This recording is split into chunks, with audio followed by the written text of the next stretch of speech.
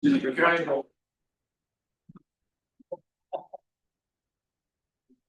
good evening, and thank you all for coming.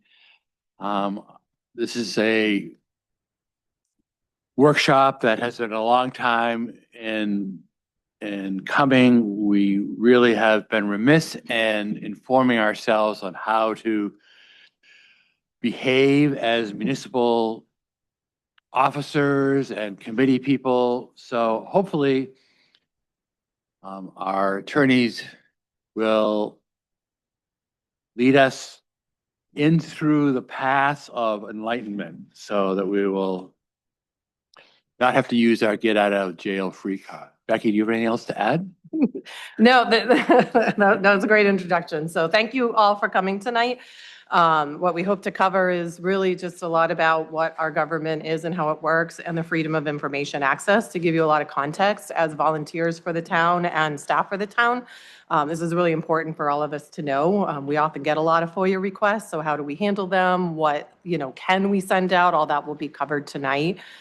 Do you want me to go through some housekeeping and just keep on going? Okay, so we have a pretty good crowd here tonight. There will probably be questions from the audience. So rather than people trying to come up to the microphone, ask your questions. We're going to repeat them to just make it easier. So we have the context of the question with the answer.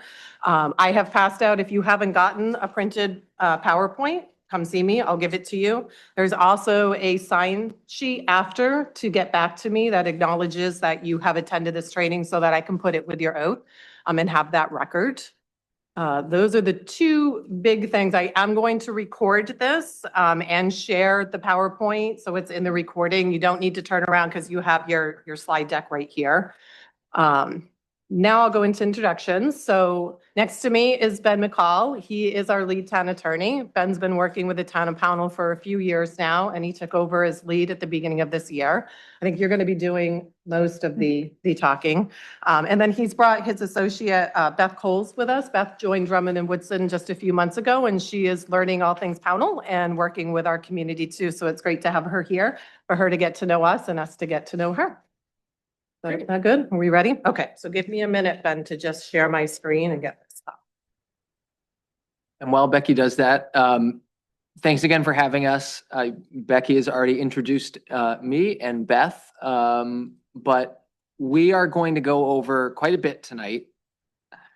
But with that said, you certainly do not want to hear all of us talk at you. And so please, feel free and we encourage you to ask questions along the way, because ultimately this is not just a speech or a presentation. It's meant to be a real interactive training to make sure that at the end of the evening, you all feel as comfortable as you can be with the topics that we've gone over. And so with that caveat, I will say, because this is a select board workshop, we're going to be touching upon a couple of topics that are directly pertinent to the select board and perhaps not as much to other boards and committees of the town. But I think that information is extremely important just for people to understand as a means of how town government functions. But also, just to give you all a sense of what you may need to know or want to know in the future. And then after that, the bulk of the presentation is going to be on the Freedom of Access Act. This is a training that is actually required of all select board members, all planning board members, code enforcement officer, a whole slew of town officials. And so Becky, we have a certification form that will go around for you to keep for your records after all of this is said and done. So we'll jump right in. We'll hope to have all of you done by 6:30, but if you have questions and want to stay after or continue to ask them, we are here as long as you need us. So again, we're going to be going over three main topics. So the first is we're going to be talking about the roles and responsibilities of the select board in your particular form of government, which is slightly different than it would be from other forms of government, in terms of town council towns or cities with mayors. Beth is also going to jump right in and talk about municipal liability. And we're talking specifically in terms of the Maine Tort Claims Act how that functions, how it protects the town from tort claims brought against it, and how it also applies not just to the town as an entity, but to individual municipal employees and officials as well. We're going to also talk about conflicts of interest and bias as part of that, and how that influences municipal decision-making. And then I'll finish up by talking about the Freedom of Access Act.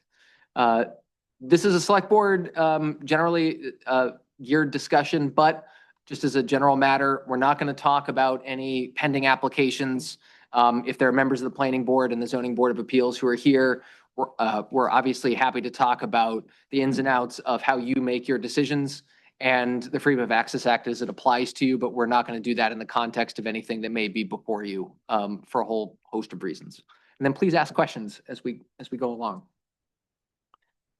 So Pownell operates through a select board town administrator form of government.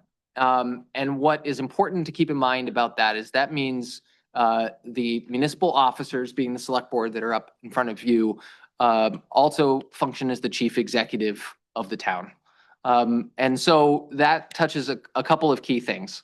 Unlike a town that may have a town manager, the select board is ultimately in charge of hiring, disciplining, perhaps firing if necessary, all municipal employees, subject, of course, to due process protections that are in place there. They're also they're also in charge of preparing the town budget every year to be sent to town meeting ultimately for approval. And they are in charge of making all executive decisions on behalf of the town. So ultimately, with town meeting approval, they will be the body that's authorizing Becky to sign contracts or sign contracts on its own. They are in charge of the town meeting warrant and a whole host of other things.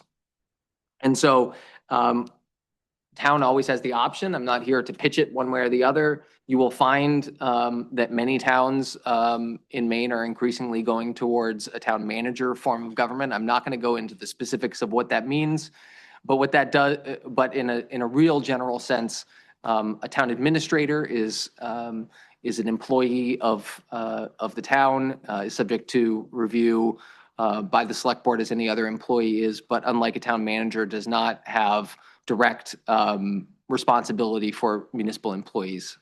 And there's a whole host of things that we could talk about in that particular context if the occasion ever arose. But board action generally, and I think this is a real important thing to talk about. I often get questions about what the individual authority of a particular select board member is, or a particular town councilor in that context. And it's always important to keep in mind that while each individual select board member is elected by the voters in Pownell, the select board acts as a singular entity. And what that really means is no individual select board member can or should be going out into the public without authorization from the board as a whole and making representations, promises, statements, the like, that could be construed as being made on behalf of the entire select board or on behalf of the entire town. This doesn't happen very often. It's usually something that falls hopefully into a rather commonsensical category. But it's really important for the effective management of town government that, it is not a requirement necessarily that a select board always agree 100% on everything. In fact, that's, it's encouraged for debate and conversation to happen. But ultimately, with a 3-person select board, there will be a vote on most things, and that could be a 3-0 vote. It could be a 2-1 vote. But the voice of the select board needs to be singular. And if you want to authorize a particular member, typically your chair, to speak at another town function, at a state function, at some other point on behalf of the select board, that's perfectly fine. But that needs to be a decision of the entire board and not one individual member working at cross purposes. So Keep in mind, the select board also can delegate a whole host of responsibilities that it has, and it frequently does, to Becky as the town administrator, to other members of town staff, depending on what those are. But again, that chain of command works in that fashion. The select board takes some of its own responsibility, generally from state statute. It gets a lot of authority on an annual basis from town meeting. And it's important to keep in mind also that in a town meeting form of government, most of that authority, again, does in fact need to be given either on an annual basis or through ordinance or some other mechanism directly to the select board in order for the select board to do something. So that's board action generally. There are three functions, and this looks somewhat, if you're familiar with 6th grade or 7th grade or even high school civics, the makeup of also the federal government. Those three functions, executive, legislative, and quasi-judicial. I say quasi-judicial because we do not have a local judiciary in Pownell or in the state. There's a state judicial branch. But a lot of those functions are borne out in the same way through the select board and other means of communication and decision-making at a local government level. So I want to touch upon these generally for everybody's information. The most basic, I suppose, of those executive functions is the call of town meeting. In a select board town meeting form of government, which is what you have, all town meetings are called by the select board. That's their sole prerogative.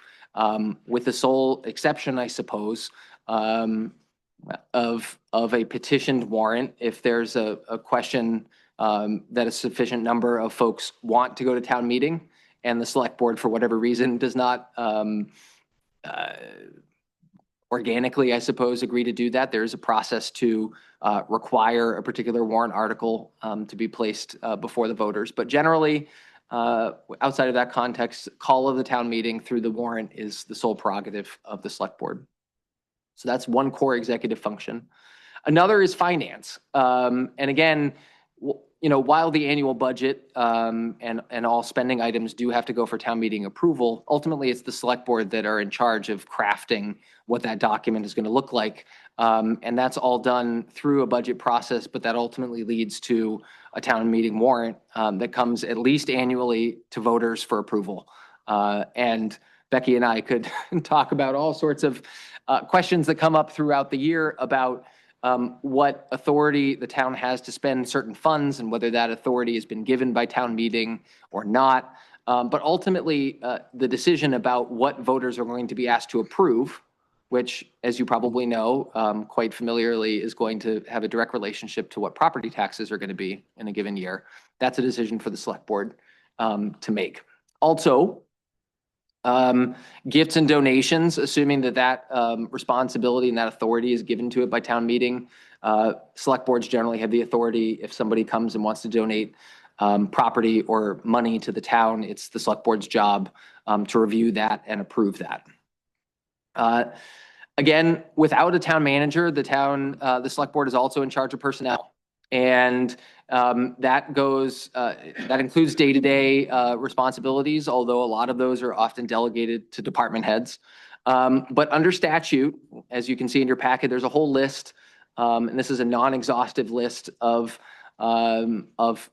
statutory officials that need to be appointed by the select board. So the code enforcement officer, road commissioner, animal control officer, local health officer, director of emergency management, general assistance administrator. These are all functions that need to be filled by order of the select board. And all of those officials are appointed by the select board. They serve generally at the pleasure of the select board, but they can only be removed, as is the case with all municipal officials, for cause. This is not a state that allows without cause termination of municipal employees or officials for whatever reason. They're also in charge of public safety. Of course, a lot of those responsibilities are delegated to other agencies, but they're in theory in charge of making sure that public safety is preserved, that there's adequate fire protection in town as well, and the like. And then finally, enforcing ordinances. we use the term prosecutorial discretion a lot in this business. And if you hear it outside of a municipal context, it generally refers to a district attorney or an assistant district attorney deciding among all of the individuals who are arrested or charged with arrested with crimes, which ones are going to be charged, which ones are going to get the full attention of the district attorney's office, and to go through that process. It's not a direct analogy, but it's similar in theory to the role of the select board in deciding how violations of ordinances are going to be dealt with. You have a code enforcement officer, he's here in the room, who's in charge of issuing notices of violation when it's discovered that there are violations of town ordinances out there. You also have local plumbing inspector, other officials who may be noticing violations in other contexts.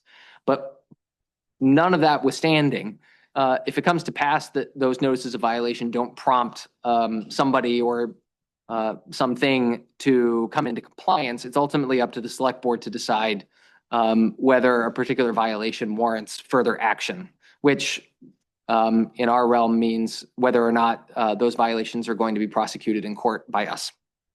So that's something where the select board has completely unfettered discretion. It's an executive function. We're not talking about weighing a particular decision against an ordinance.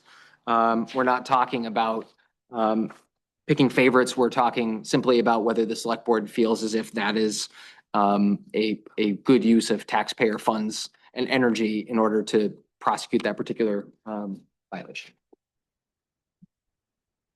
The font on this one is a little bit small, but it's all really important. So let's go through it one by one. Finance is another key function of the select board in this area. And one of the things that I don't think I appreciated until I started working in this area of the law is how many steps need to be taken essentially in order to spend your money. And that's a very good thing. There are a number of steps and checks and balances that need to happen in order to make sure that funds go out the door and go out the door properly and go to the correct person. So to sort of trace the chronology of municipal finance very quickly, we just talked about the fact that every year the select board puts together a warrant that goes to town meeting for approval. And there will be a number of line items on that warrant that are ultimately approved. And when those are approved, that sets the budget for the upcoming fiscal year. And the money generally that is going to go to fund those expenses is raised through property taxes, although it can be raised through a number of other mechanisms as well. Once that budget is set and once that money exists, there's a whole set of steps that need to go for that money to be spent. And those all flow through what are called disbursement warrants. Those disbursement warrants generally are approved by a majority of the select board, although you can adopt a policy. I don't think Pownell has for a single member to sign payroll warrants and the like.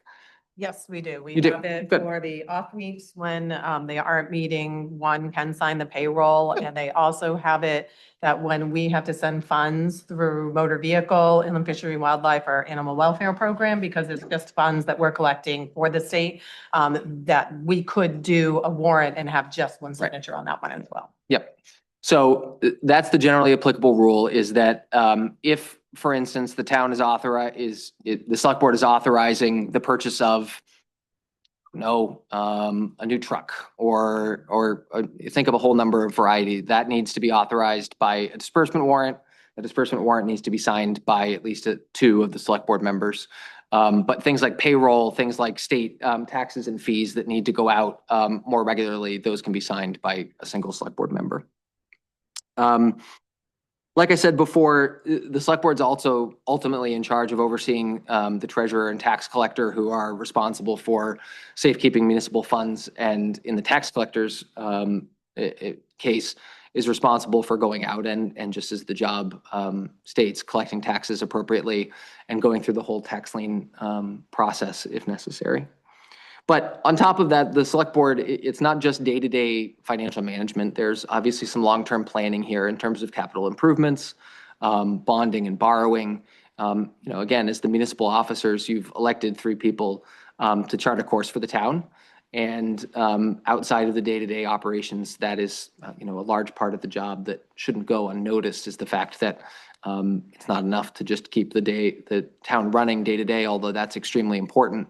There's obviously some foresight that you are choosing. And a large part of the job in working with Becky and town staff is to make sure that vision is crafted and then acted upon in the years ahead. So I'll talk about enforcement. I did a bunch of that already. But again, to recap, and I've got a cautionary tale that Beth kindly put in to the slide here. There's a recent law court case out of Phippsburg that sort of tells us exactly what we don't want to happen. We don't represent Phippsburg, and so I don't have to disclose anything confidential or say that the wrong advice was given. But keep in mind, after a notice of violation is issued, oftentimes the select board will authorize us to initiate land use enforcement litigation. Or in other contexts, there may be situations where a decision of the planning board or the Board of Appeals prompts an appeal to be filed in Superior Court by one of the affected parties, usually the property owner or an abutter. One of their key executive functions is that the select board are in charge of managing and settling all municipal litigation. And so in that context, if there's ever a situation where we are already in court and there's a settlement proposal from another side, or there's a set of circumstances that we feel need to be recommended to the select board of a way of ending particular litigation, that is something we discuss in executive session. And then ultimately a decision that the select board would make of whether they think settlement of litigation or initiation of litigation is in the best interests of the town. However, the Phippsburg case that came out earlier this year is a really good lesson in figuring out the decision-making process, or in this case, what the decision-making process should not be.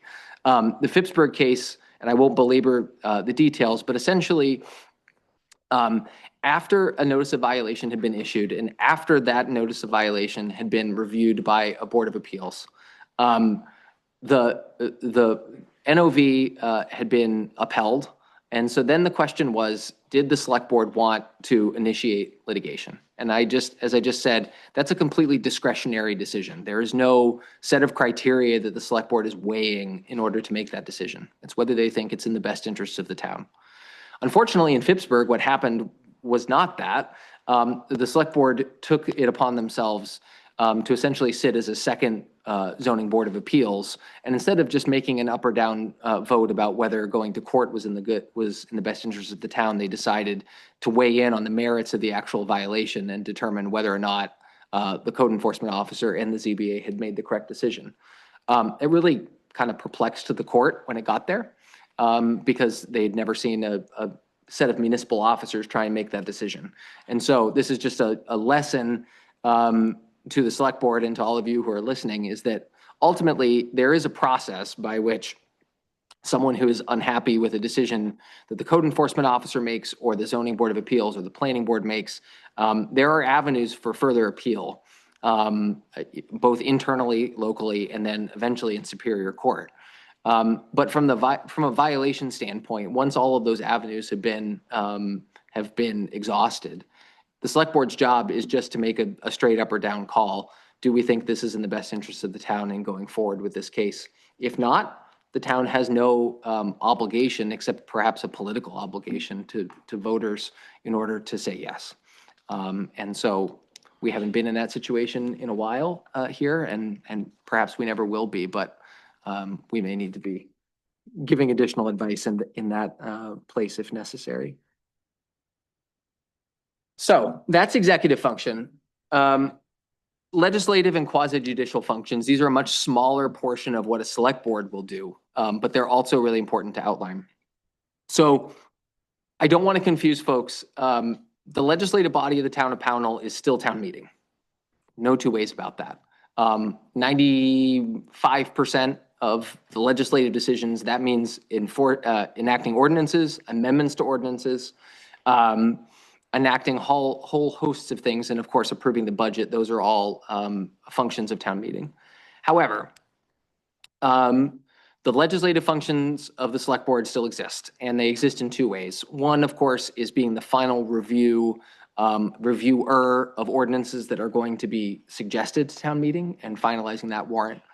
But state statute also sets aside a couple of areas where even if you have town meeting as your legislative body, the select board is the only body who can enact ordinances related to traffic and parking and street and sidewalk usage, to general assistance, to snowmobile access routes, which are quite a hot topic, honestly, in a lot of places, cable TV franchising, and vehicle weight limits, among others. So those are a couple of, just as a reminder, if you in town, I'm not saying there needs to be any issue with these, but to the extent that there are questions or need for amendment of those, in theory, these types of ordinances are much easier and quicker to enact and amend, even in Pownell, because they only require a public hearing and approval by the select board, which could happen at any time of year.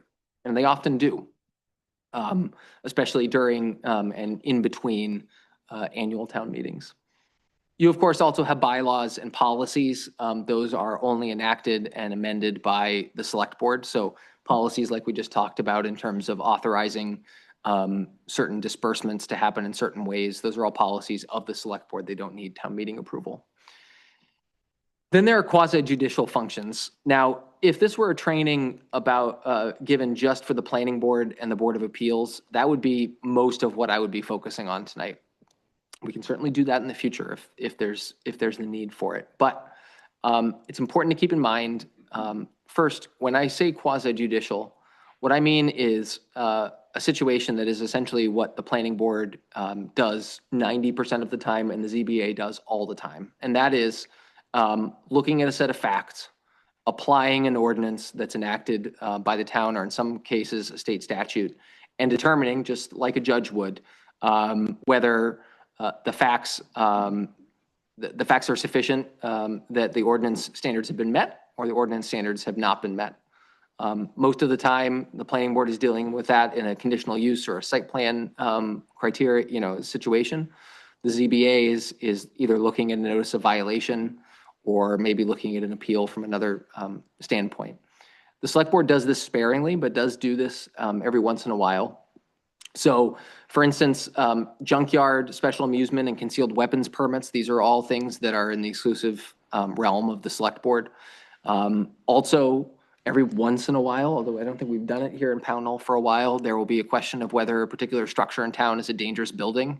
That's a term of art in state statute that has a set of criteria that need to be met.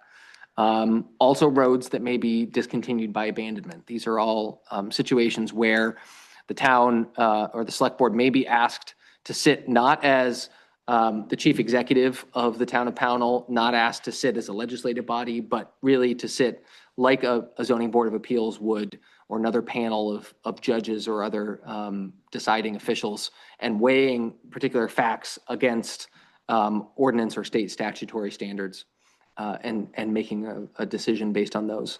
And Beth, in a couple of minutes, is going to be talking about some issues, particularly conflicts of interest and bias, that run hand in hand with those particular issues. And in fact, I get to take a sip of water now. Beth is going to talk about municipal liability. For the non-select board members in the room, this will be a good chance to just know a bit of jargon and really important things for understanding the realm that the municipal entity, the municipal corporation operates. And then she'll talk about conflicts of interest and bias, and then we'll move on to FOA. So over to Beth. Great. Hi, everyone.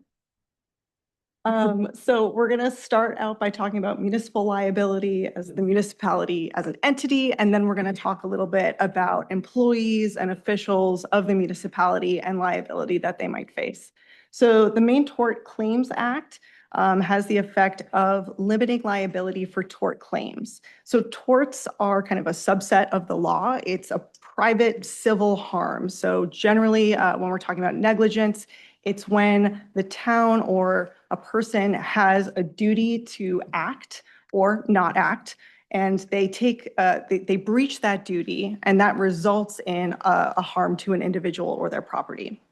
What the MTCA, the Maine Torts Claims Act, does not cover are harms to somebody's individual civil rights. So that's First Amendment violations, free speech, right to assembly, the right to vote, deprivations of property without just compensation. So there's this whole federal law around civil rights that the MTCA does not provide any kind of coverage for liability on.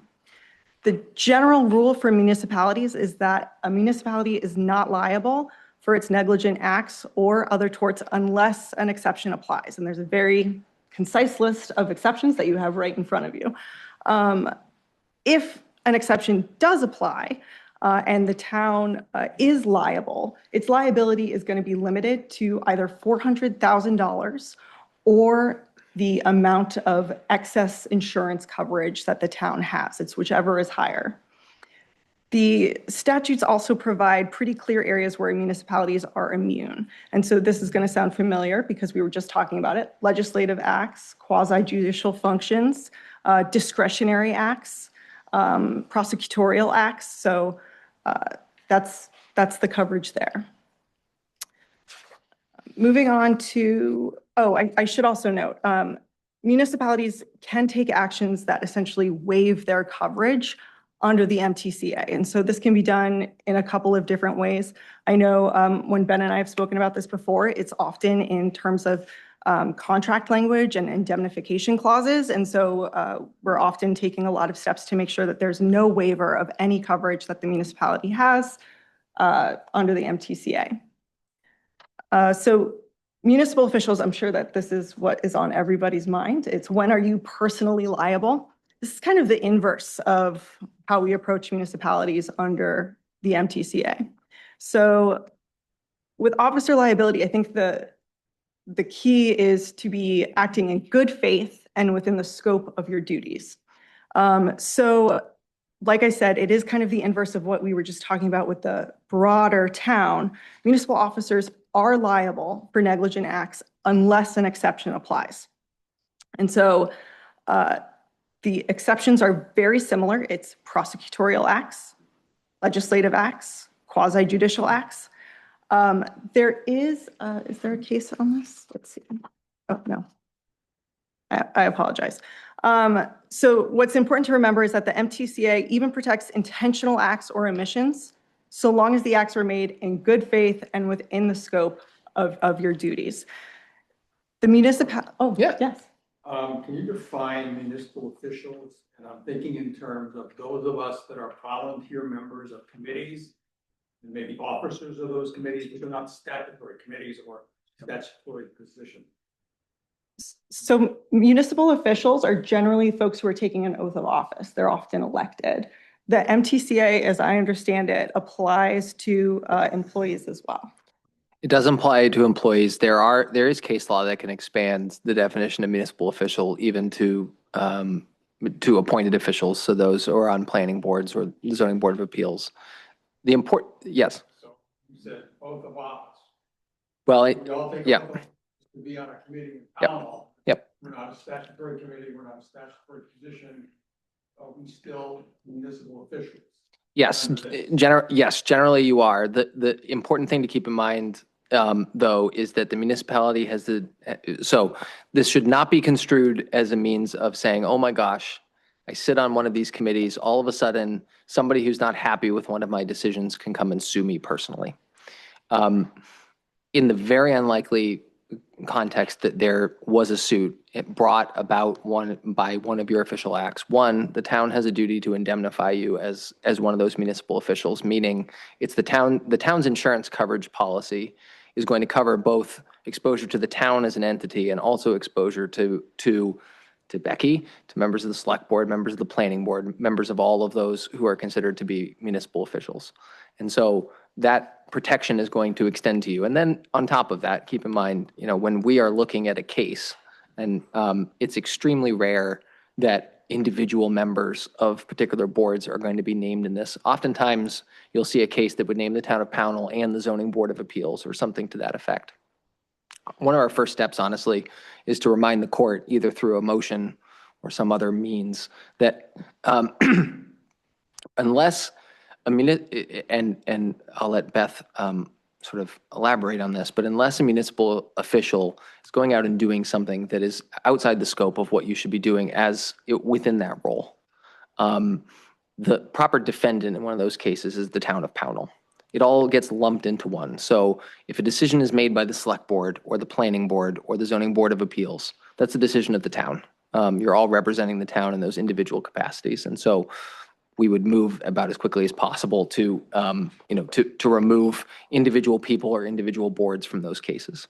And so this is really meant to be, I can understand, talking about personal liability like this. It's not, it is an extremely rare case. And again, 99.9% of the time, frankly, I'd say 100% of the time, there is not going to be personal liability attaching to you such that you need to worry about your own personal finances if you were simply sitting and making a decision as a member of the planning board, the zoning board of appeals. There are extreme cases where folks go far outside and beyond what they're supposed to be doing that are outside the scope of their role on that board. And perhaps those actions that were not official acts led to some downstream consequences that somebody is bringing to the court's attention. That's a completely different set of circumstances. But this is the reality of how the system operates. And I guess the point is that, again, except in extremely rare circumstances, this is a situation that shouldn't worry you and also shouldn't worry the town in terms of its exposure or your exposure. But given the thing that we're supposed to fill out and sign, that's FOA. okay. All right, so you start that I name of official. Yep. But so far, you're saying, I'm not on the planning board, I'm not on the zoning board of appeal, but I'm on a committee, it makes me an official. Mm-hmm. Yep. And bad faith, it is a pretty high bar. Yep. They're looking for dishonesty. They're looking for subversive behavior. I was watching Jaws last night, and I've got to bring it back to Jaws. That mayor made a decision to keep the beaches open. That was a good faith decision. He was acting in the scope of his duties. I mean, it's a tough bar to overcome. And if you're being mindful about what your role and responsibilities are and are operating honestly within that role, you should be pretty comfortable there. And to your point, I mean, I'll just ask, what board are you on? Capital asset planning. Okay.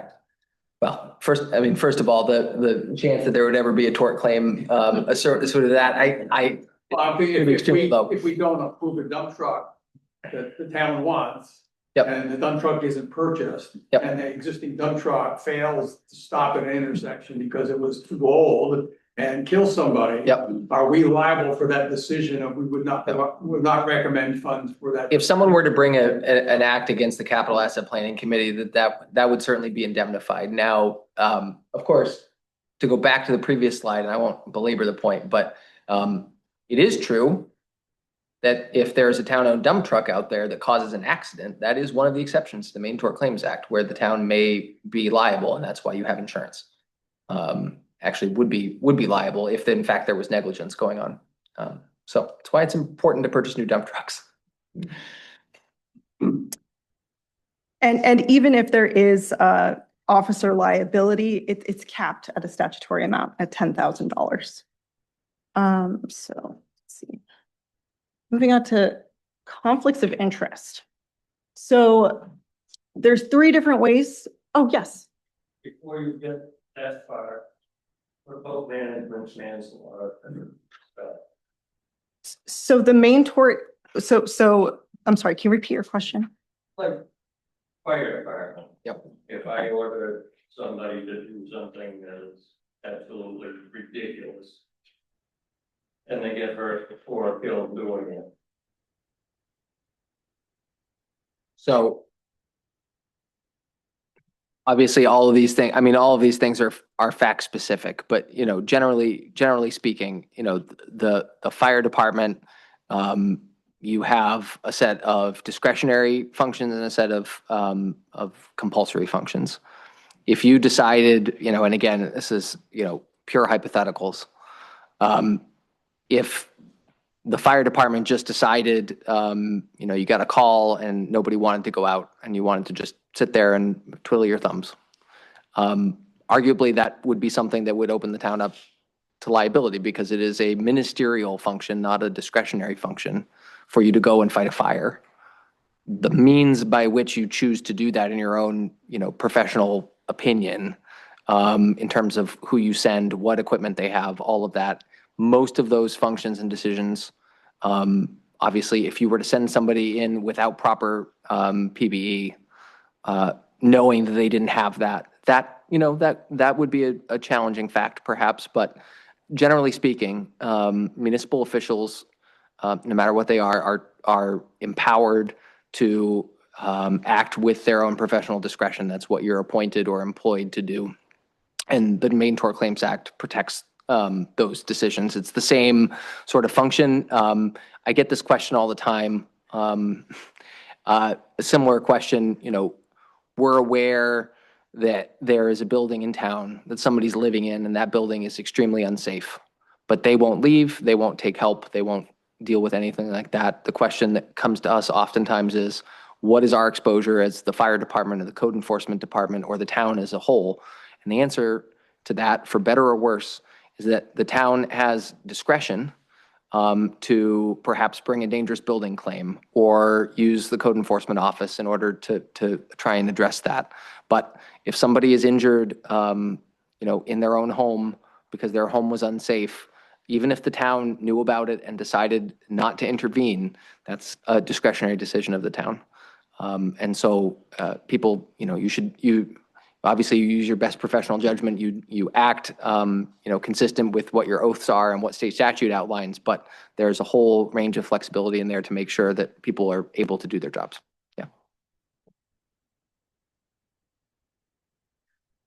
So conflicts of interest.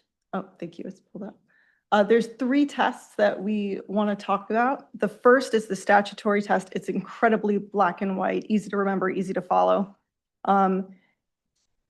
It's when you are in a position of decision making and the decision maker also has an official position with a business entity and they hold at least 10% of a stake or interest in the entity. If that's the case and that group is before you, you are conflicted out of that decision-making process. The second is a case law. The second is a case law test. And this is really about whether or not an individual has a personal financial interest in the decision before them. And that interest places them in a position of temptation to act on their own personal interests. And that's what this case is really about. The Tuscan v. Smith case. This was a chairperson whose brother had brought something before the select board, and there was a debt between the brothers. And the applicant, who was the chairperson's brother, encouraged the brother to take certain actions and to ultimately sell a permit that his brother, the chairperson, had granted. And in doing so, they settled that debt between them. And that was found to be enough of a personal interest that was a temptation that guided that chairperson's decision-making. And so I think reading from the case just briefly is beneficial here. The question is whether the town officer, by reason of his interest, is placed in a situation of temptation to serve his own personal interests to the prejudice of the interests of those for whom the law authorized and required him to act. The third is appearance of impropriety, and that's crossed out because you do not want there to be an appearance of impropriety, not because it doesn't matter. So this is a really low bar, and state statute requires that every municipal official attempt to eliminate the appearance of impropriety. Whenever you encounter one of these situations, so whether it's an actual business interest, if there's a personal financial interest, or if there's this appearance of impropriety, there's a pretty clear set of actions that the board will want to take. The first is you want to disclose what the conflict is, and it needs to be noted on the record. So who is conflicted and why? And then if it's a really clear conflict, you want to abstain at that point. And abstaining means physically moving yourself so that you are not sitting amongst the decision makers and sitting among the audience instead. In situations where it's unclear, the decision-making body can take a vote. And so the member that may or may not be conflicted would not vote, but the remaining members would. And the question before the group is there a conflict? It's not, should this person abstain? It's does this person have a conflict that it would compromise the decision-making process? And there are cases where folks fail to abstain. So in the Clark v. Phippsburg case that Ben was talking about a few moments ago, that was a case where a chairperson failed to abstain despite having a pretty clear appearance of conflict and being asked to abstain. And it creates a decision from the board that's voidable. It's going to be challenged. It may be overturned, and it becomes really costly in terms of time and money for the town. So it's really important to kind of have this level of honesty and transparency with one another, and to hold each other accountable for this, because it will come back and bite. And the one thing I want to just add to that is, because we have the select board here, and I know members of other boards, the situations where this analysis needs to be undertaken are slightly different depending on what board you're sitting on. So from a conflict of interest perspective and from the select board's perspective, obviously as part of sitting on a board of municipal officers, there are contracts that are often awarded either through an RFP process or another similar process. That's the time, at least from a select board's perspective, where conflicts of interest are most likely to pop up. Even though we all want to avoid the appearance of impropriety to the greatest practical extent, as a black letter legal matter, the select board is making a legislative decision. So that narrow scope of ordinance authority that you have. Technically speaking, there are no conflicts of interest in a legislative decision because by its nature, it is in the legislative discretion of either town meeting in most cases or the select board in those cases. Beth is going to talk about bias, and it's the same set of rules about when those apply. For the rest of you boards out there, especially those who are sitting in a quasi-judicial capacity, so the planning board, the zoning board of appeals, these are always going to be on the table. The only exception would be, if the planning board is recommending a set of ordinance amendments to be placed on town meeting, that's a legislative decision that in theory wouldn't encompass that. But I think, if you want to take one rule away from it, it's if you're sitting on a planning board, a zoning board, one that is a classic quasi-judicial board, you always need to be aware and analyze whether or not a conflict of interest or a bias issue pops up. Thank you for differentiating. That makes great. So bias and conflict of interest often look similar, but they're in the way that you handle them when you encounter them are quite similar. It is quite similar, but the items that you need to be looking out for, the signals that there is bias are quite a bit different. So by statute, there is familial bias. It's pretty black and white. If there's a matter before you that involves a second cousin or closer, if that's the case, there's bias, and it's going to prohibit your ability to participate. Next is state of mind. This is prejudicial bias. I grew up in Massachusetts, where I didn't really know my neighbors that well. Coming here, it seems a little bit different. You encounter folks at the grocery store, there's fender benders that occur, and maybe it doesn't happen quite as cordially as you would hope. Or maybe you have a family member that has had an interaction with someone that's before you. It's really important that those kinds of interactions, those kinds of bias do not cloud any decision-making process that you have. For legislative and administrative actions, if a court is reviewing your decision For bias, they're looking for malice, fraud, or corruption. For quasi judicial actions, it's a much more sensitive measure because it's individuals' due process rights that are implicated there. So it's a much more sensitive standard. Investigations are also really interesting. So you're going to have a lot of items come before you that might just be down the road that you think, okay, I can go check that out myself. Let's see what a drive-by will reveal. Or you could do some internet sleuthing, Google searches. All of those are problematic because they're kind of they're informing the information that you're bringing with you to the table. And what the decision-making process needs to be based on is the record before you that is brought by the applicant. And so that's really in the interest of fairness to the applicant. It's their understanding that they're going to be, that the judgment on their application is based on the merits of the argument that they're making, of the evidence that they're providing. And so to the extent that we can protect the record, that's really important. And then the handling of this bias is the exact same as handling conflict of interest. So that's disclosing what the bias is, making sure it's noted on the record. And if it's a pretty clear level of bias, abstaining, physically removing yourself from not just the vote, but the negotiations around it, the conversation around it, you really need to be removed from it. And if it is unclear, just like with conflicts of interest, it's going to a vote. Before you move on, I think this is kind of important. So a lot of our quasi-judicial bodies deal with friends, deal with, I mean, we're all part of the same town and we're not very big.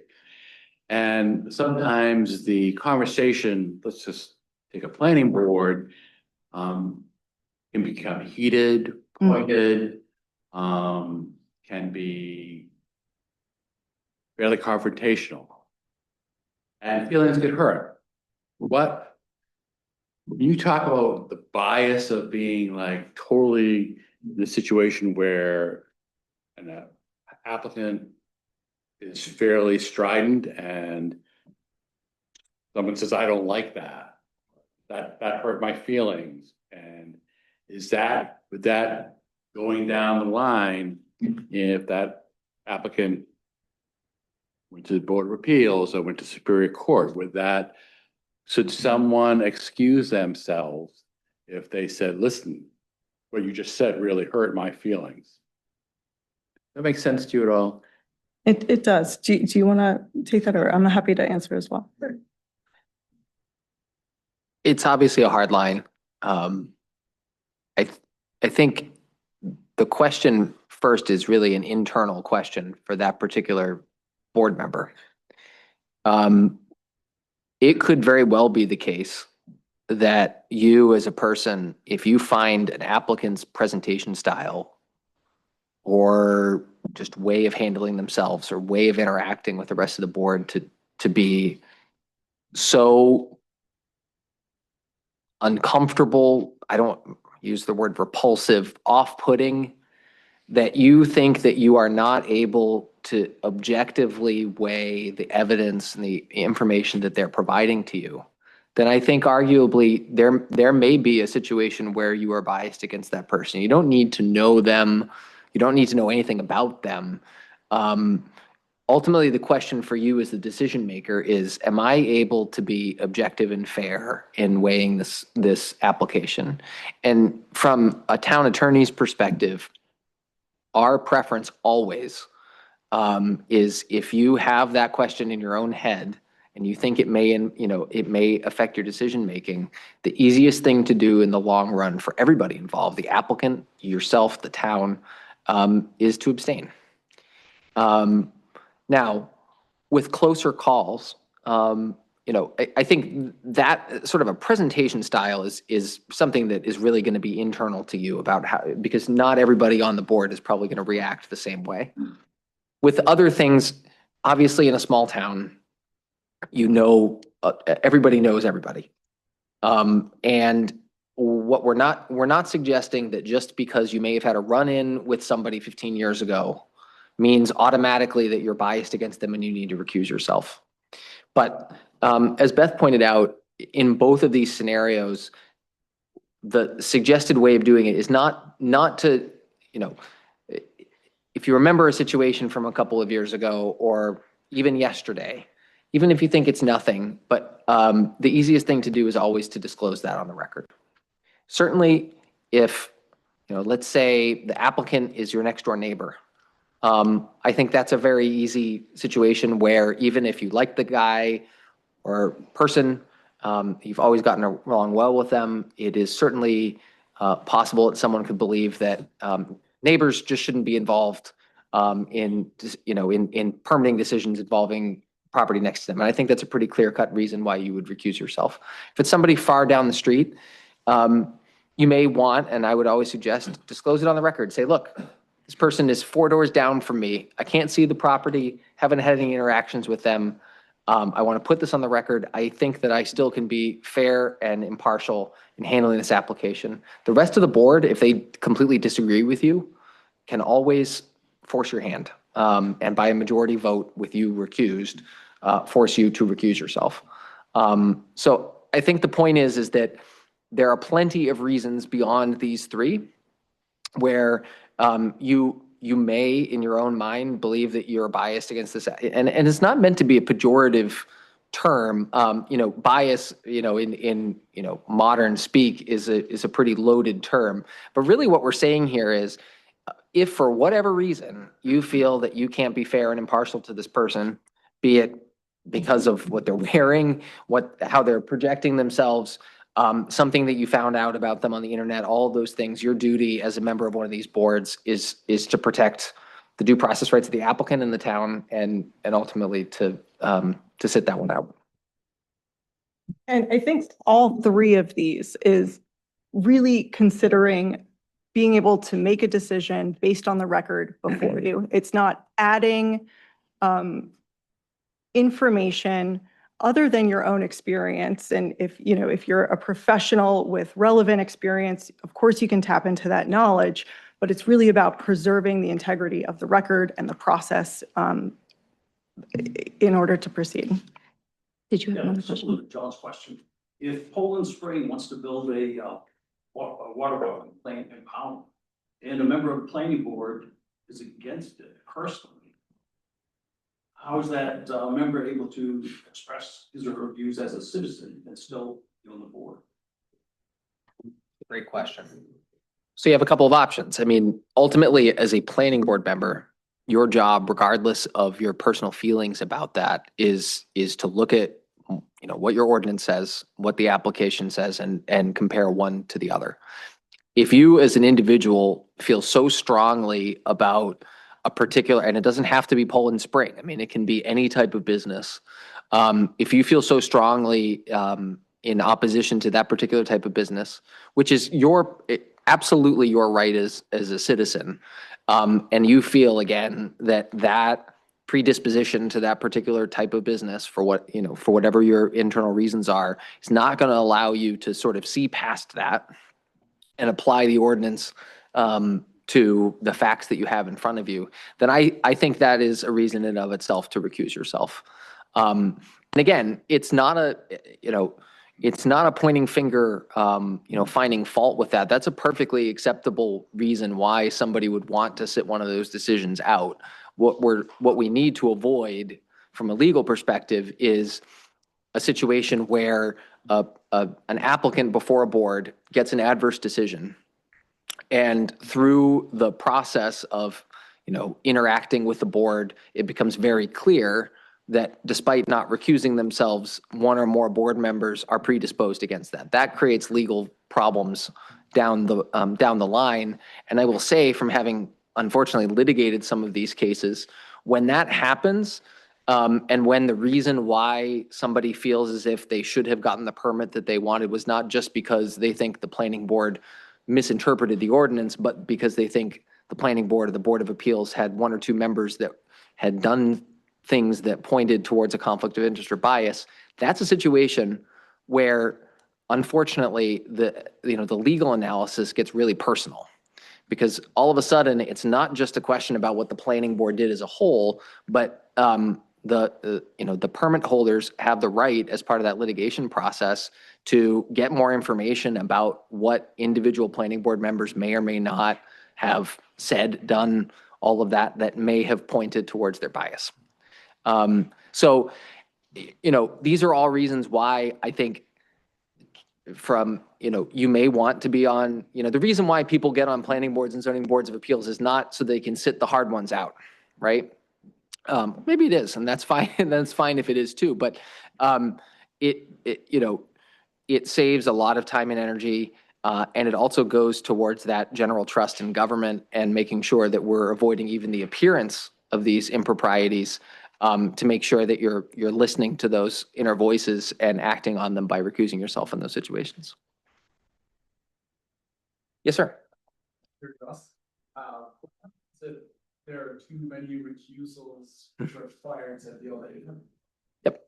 So that's where things get, that's where things get really interesting. And so it has happened before.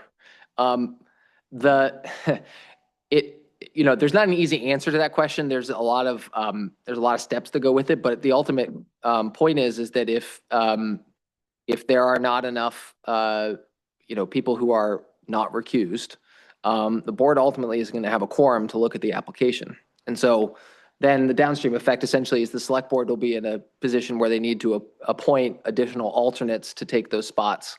And it can get complicated from there. But I will tell you, I would, if Becky or John were to call me up, or someone else were to call me up and give me two options. One is where I've got a board without a quorum, and the other is a board that's acting with too many members who should have recused themselves. I'm always going to take the lack of a quorum.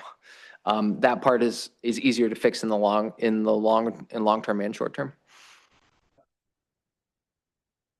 Well, I mean, it creates a procedural problem when you don't have a board available to review an application, but there are ways to work through that process that are easier to fix and quicker to fix, rather than having to explain to a judge why a board made a decision with a number of people who were clearly biased against one of the two parties. Yeah. Right. The last thing that we want to touch on, well, at least before I hand it back over to Ben, is incompatibility of office. So this is where there are two public offices, and because of their conflicting duties, they cannot be held by the same person. So this might be because one has a supervisory role over the other, overseeing the work of the other position. And so there's some areas that the statutes actually spell out what specific roles create this conflict where they cannot be simultaneously held. So just a couple of examples would be a selectman cannot simultaneously be a county commissioner. A treasurer cannot simultaneously be the assessor or serve as a selectman. So these are areas where there's clear oversight. There's clear conflicting loyalties to duties that if you were to occupy both positions, you could not fulfill your duty to fulfill both at the same time. And the fun for the municipal attorney. The interesting legal quirk is that this is not a situation like a bias or a conflict of interest where someone has the option of recusing themselves or not. This is actually a situation where, by operation of law, if, for instance, you were a select board member and then you were appointed to be or elected to be a county commissioner, by operation of law, you automatically give up the first office, right? And so sometimes we'll have a question. Obviously, the classic example is, someone is the code enforcement officer. Can they be on the planning board, or vice versa? And the answer is yes, they can, except the moment that they're sworn in as a planning board member or on the ZBA, they automatically lose the role of CEO and you have to reappoint somebody else there. So this is a question that we often get. There are some easy ones and then some not so easy ones, but the general rule to keep in mind here is that if one office is in charge of either reviewing the decisions of, or appointing, or getting rid of the other office, those two are almost certainly incompatible. So with that, the reason you're probably all here, let's talk about FOA, the Freedom of Access Act. There are two main portions of the Freedom of Access Act that we're going to talk about tonight. Well, three. We're going to talk about public records, what they are, how you can get them, what your responsibilities are as public officials if you're the recipient of a request for them. We're going to talk about public meetings, and then we're going to talk about appeals. Those are the three categories. You are required, as you probably know, and I think as we talked about at the beginning, anytime you are appointed or elected to a new certain municipal office, you're required to get FOA training within 120 days. That's technically only applicable to select boards, planning boards, zoning boards of appeals, and code enforcement officers. I believe town clerks as well, not necessarily to other members of other boards and committees, but we're glad that you're all here and learning as well. So the general rule of thumb with the Freedom of Access Act when it pertains to public records, or FOA in general, is that keep in mind the purpose of the statute. The statute is to make sure that government is open and accessible to everybody, and that decisions that municipal officials are making that affect everybody in town are done in an open and transparent fashion. And so that is the rule. And so anytime there is a question about whether or not the Freedom of Access Act requires either a document to be disclosed to anybody who requests it, or for a meeting to be and decisions to occur in public, the answer or the default is going to be yes, unless one of the exceptions applies. So any document held by the town or its officials, and this means any member of a board or committee, any employee that involves government business, is defined as a public record, and it is available upon request unless one of a couple of narrowly construed exceptions applies. So that is the default. So this is a non-exhaustive list, but the general large categories of things that, despite meeting that test, are not public records. General assistance information. You may understand that in order to apply for general assistance or for a poverty abatement from the select board, you have to provide a lot of rather personal financial information. That's all segregated in the town office, and it's in a separate filing system. It is not available to anybody who would like to get it. It's only available to those who need to make those decisions.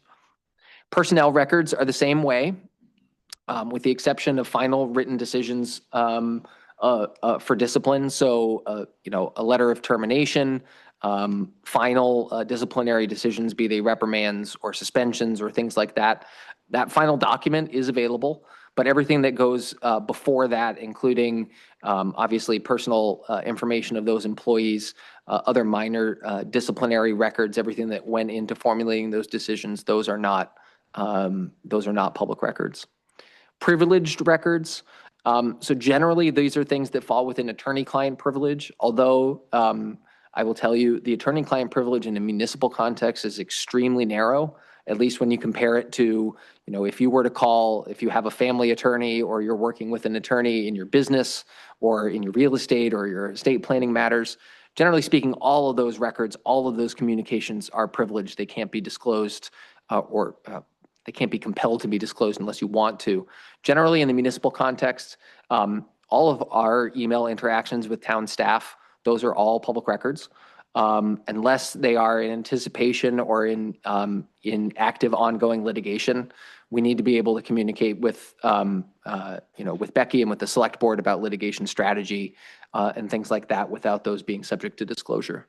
But that is a very limited subset of records. Medical information.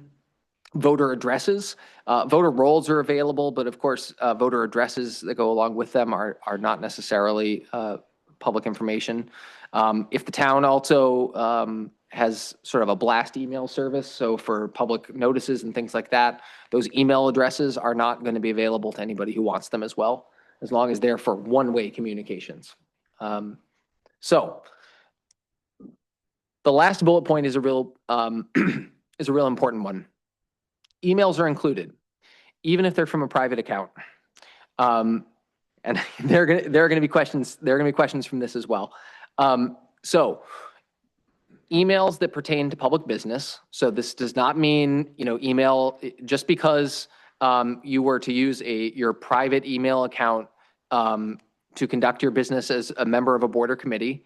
It's not my preferred method of doing things, but I think the reality is, especially in smaller towns, there's not the budget or the technology to have every single member of a board or committee have a Pownell town email address. That's understandable.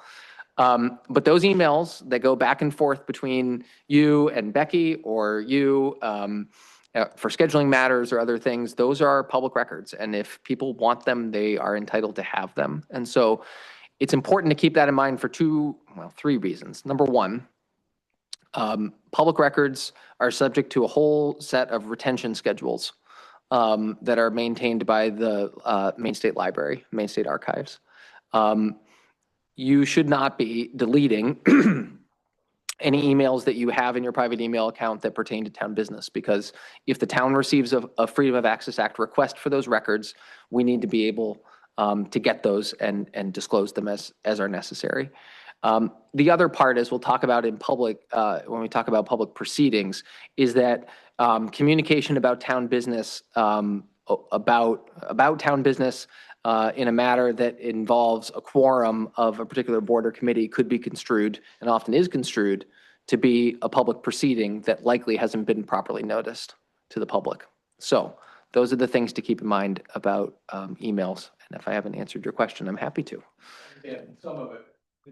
I'll give you an example. In our committee, the scribe after a meeting will send a draft of the minutes out to the committee members. And we only have one committee mailbox. Yep. The chair. So that means the personal email is involved and people will send comments back about the draft. Yep. Scribe. Yep.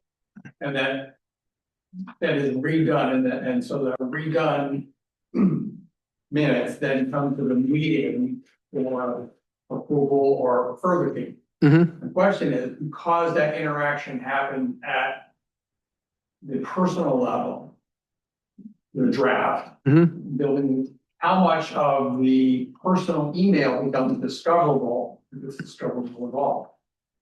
I mean, my thought is, we want to act in a way that keeps people's personal email out of the discovery process.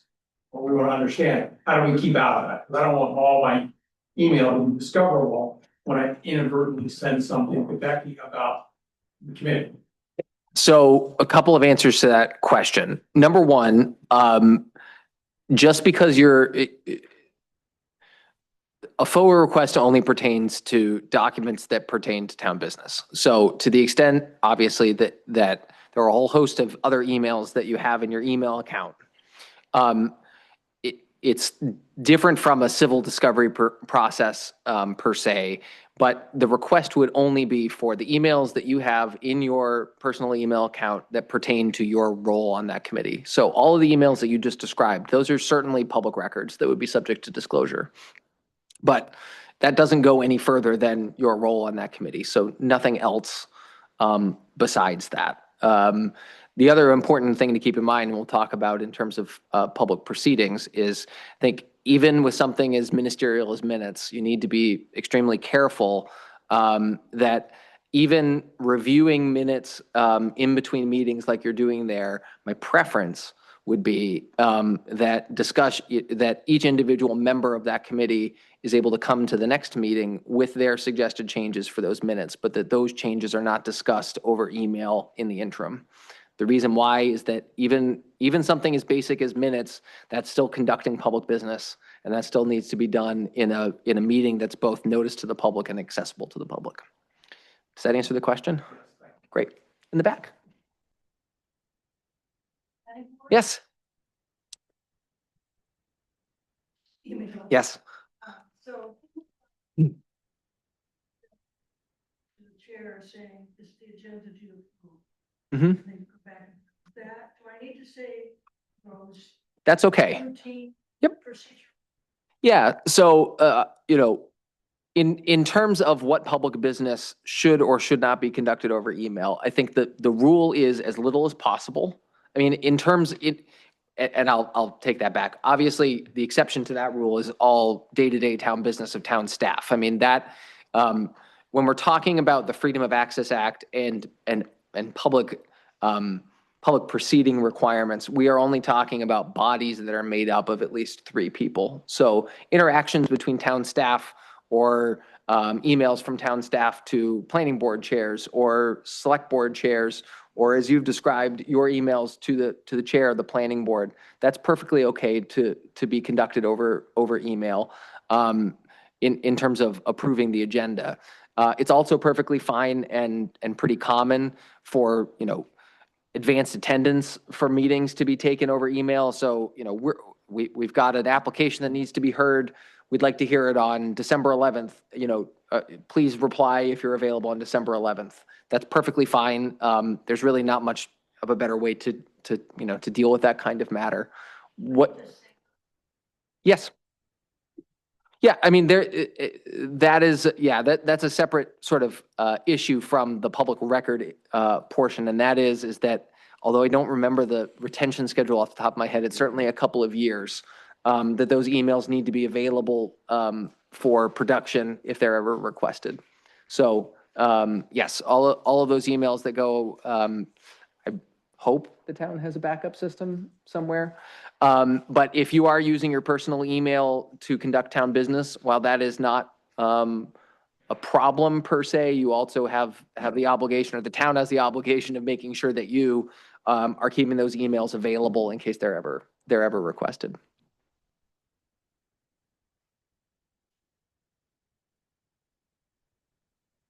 In theory, yeah. Yep. Yes. Process for scanning Paul's Gmail account to obtain email those in trouble. Yeah, so that's a great question. So the obligation ultimately it falls on the person whose email address that is. And I'll jump ahead a little bit into sort of tell you what would happen. So the next slide will really talk about, actually, why don't we jump ahead on this? Yeah, okay. So someone is going to send in a FOA request, and I'm gonna talk about your question in context here, just in terms of the next slide. So let's say, I'm Joe Smith. If there's someone named Joe Smith in the audience, I apologize. I'm trying to pick a generic name. Or I'm Ben McCall, and I'd like all materials that the town of Pownell has regarding this particular property.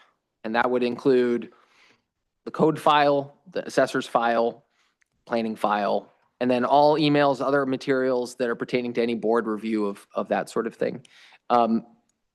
When that comes into the town needs to issue a formal acknowledgement of that request within 5 working days. Essentially saying, we received your request.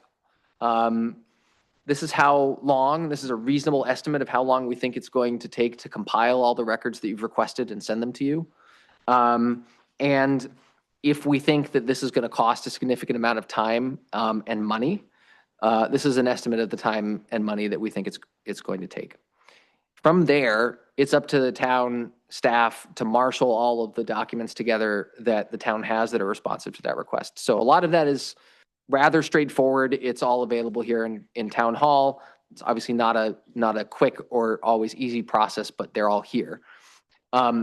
In terms of emails that may be on a private email account,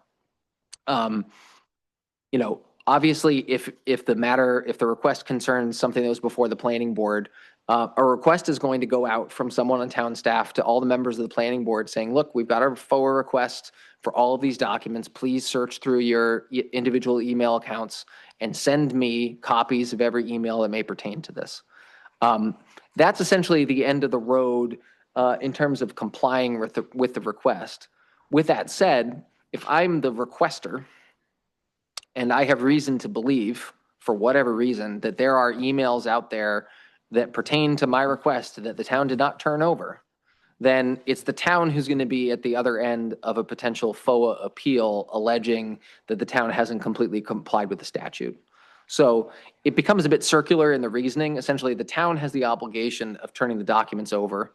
The town is going to rely on individual board members to turn over those documents. And if that doesn't happen, even inadvertently, then the town could end up being in a tougher position. So there's a large amount of personal accountability attached to that. But I guess what I'll say won't happen is this is not a situation where some forensic computer individual is going to come and ask for access to your email account. That's not going to happen. What's going to happen is the town is going to ask you to send it all of the emails that you have that may pertain to that. The reason why it's always a helpful shortcut for town email addresses to be used is because the town would necessarily have access to all those emails internally without having to send out requests to 25 or more people. What's your question, Becky?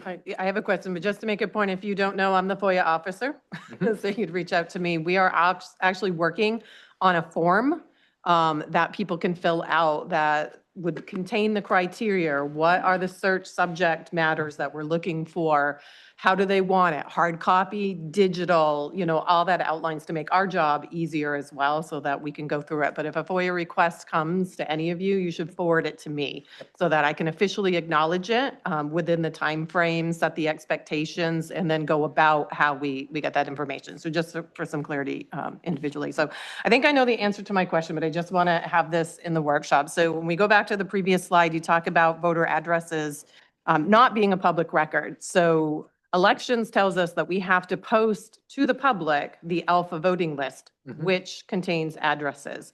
But what you're telling me is that is not FOIAble, cannot be Let me requested. check on that. Okay, I just want to make sure, except outside campaign caucuses and campaign finance requests, that is outlined in election statute. Yes, Okay, yep, just wanted to make sure. I believe that's true, but we're going to look at that tomorrow and make sure. That's a very good point that Becky just made up. So, not made up, I didn't mean it like that. Pointed out. There is no magic way to make a FOIA request. It is a misnomer that is often out there that you need to put something in writing in order for there to be a FOIA request. That's not actually true. FOIA requests can be oral. It's always preferable that they are in writing so we understand exactly what is being requested, but it's not necessarily a request. It is possible to legally provide a FOIA request to the town of Pownell through any municipal official, and that includes any member of any board.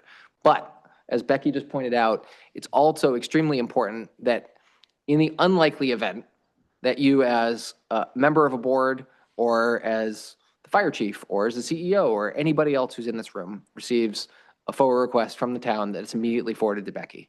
Because Becky's job on behalf of the town is making sure that the town meets its legal obligations under the statute in replying to that. So, yes. I have two questions. First off, FOIA versus FOA. Yep. Because there's an I in there, but is that not a thing anymore? So FOIA is a federal statute. So the Freedom of Information Act is the federal statute. The Freedom of Access Act is the state statute. So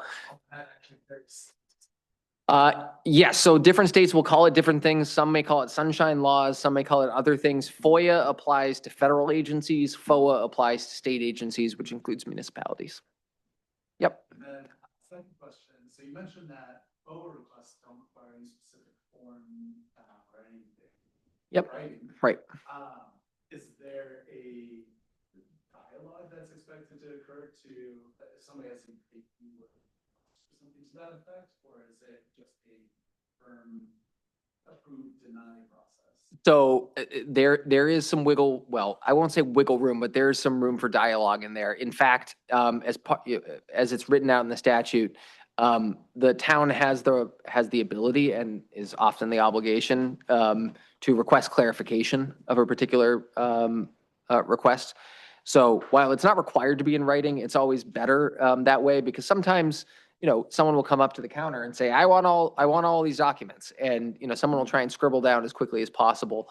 But within that 5 days, if the town needs clarification on exactly what's being asked, then there will be some follow-up to the requester. And obviously, that's why it's important if you're requesting public documents to leave contact information and all of that, because there's some back and forth as necessary. Yes, sir.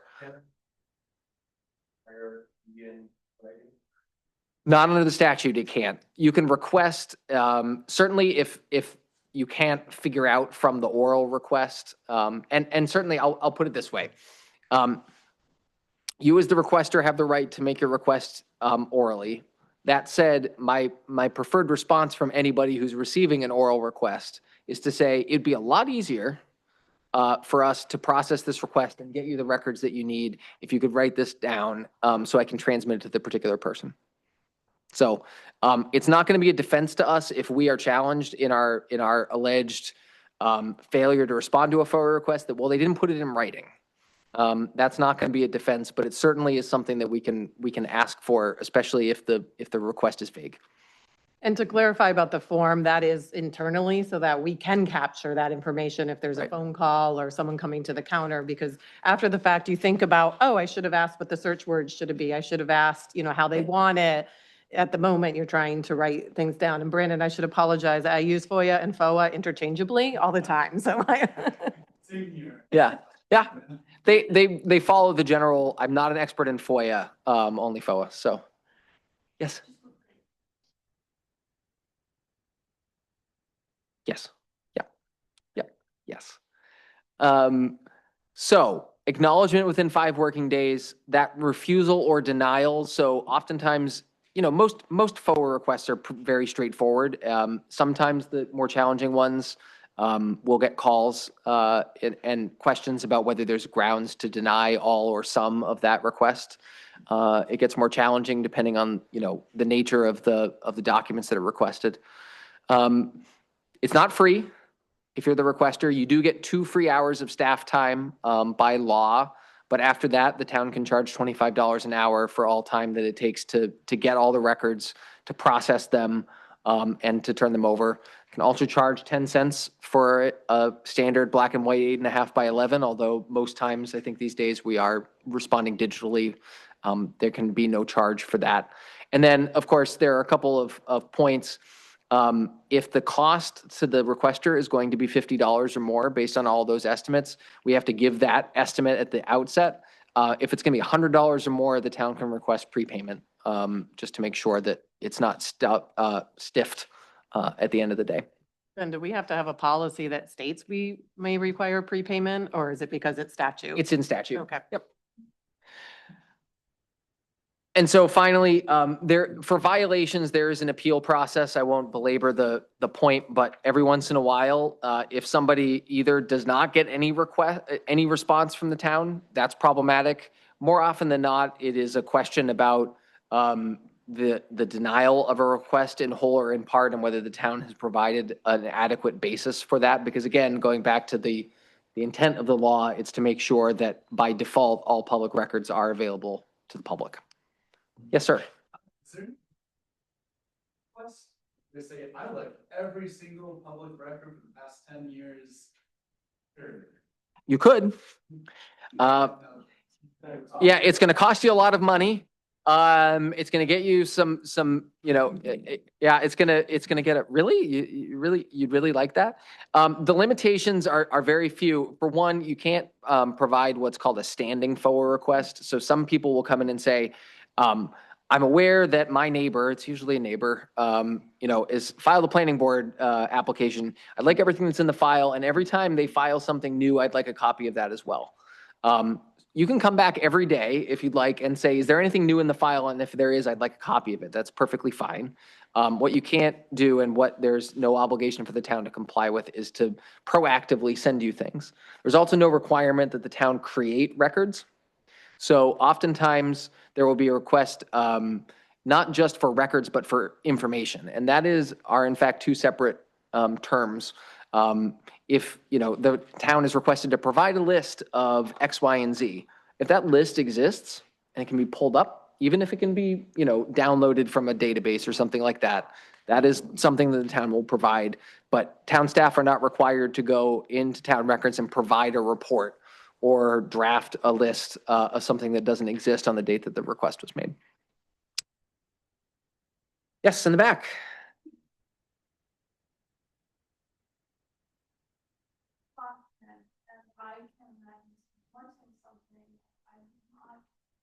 Without hours and hours and hours of searching that I don't have. Yes.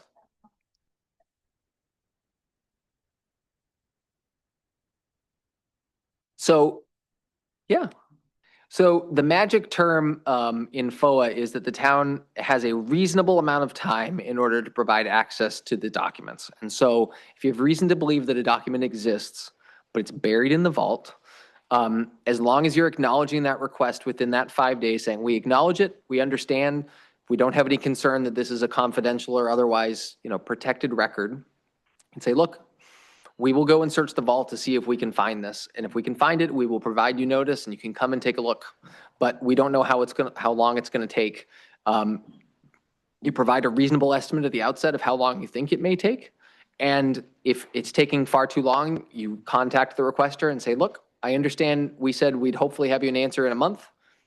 We don't, every town is different and facts and circumstances matter. So if you have small staff with a lot of other obligations, it can take much longer to get access to those documents, and that's okay.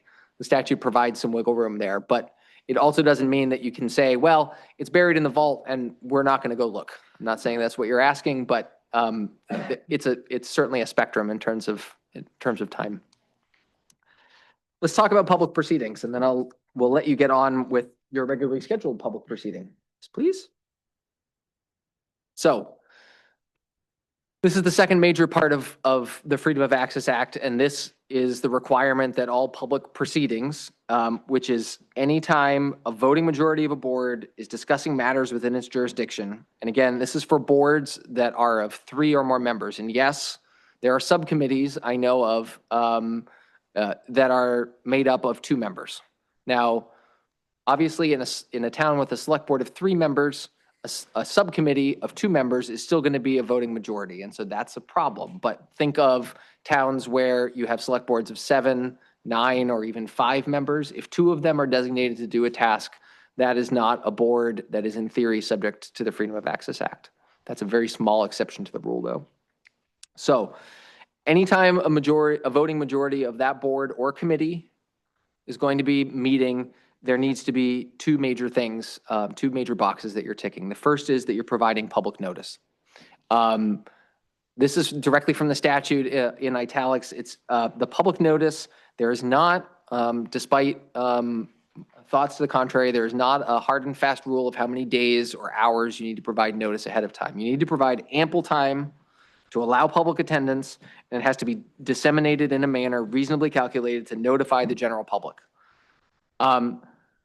Some boards and committees will have public hearings as part of their work, especially in terms of the planning board. There are some state statute required timelines for notice of those public hearings. That's usually 12 and then 7 days. But generally speaking, the individual municipalities can decide of what they think is a reasonable amount of time. General rule of thumb, a week is great. If you can give more than a week, that's better. But a week is generally understood, even though it's not laid out in statute, as being enough time for the public to know. That said, select boards especially, but perhaps other boards, are not prohibited from having emergency meetings. Emergencies are going to pop up, and in those circumstances, what we generally recommend is you provide notice on the town website and other places that you generally post these things as quickly as possible. Maybe alert local news and main public, other places that people may be listening to or reading. Do the best you can under the circumstances. Public attendance is always permitted. The public is not always permitted to speak in public meetings, but public proceedings are open to the public. It's a generally accepted fact. Executive sessions are an exception to that, and I'll talk about that right at the end. For the select board, this is a brand new statute. Congratulations, you have special rules applied to you.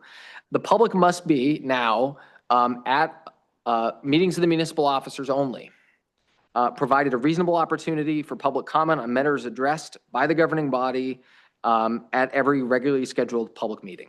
So I believe as part of your agendas, you always have a general public comment session. That's perfectly sufficient.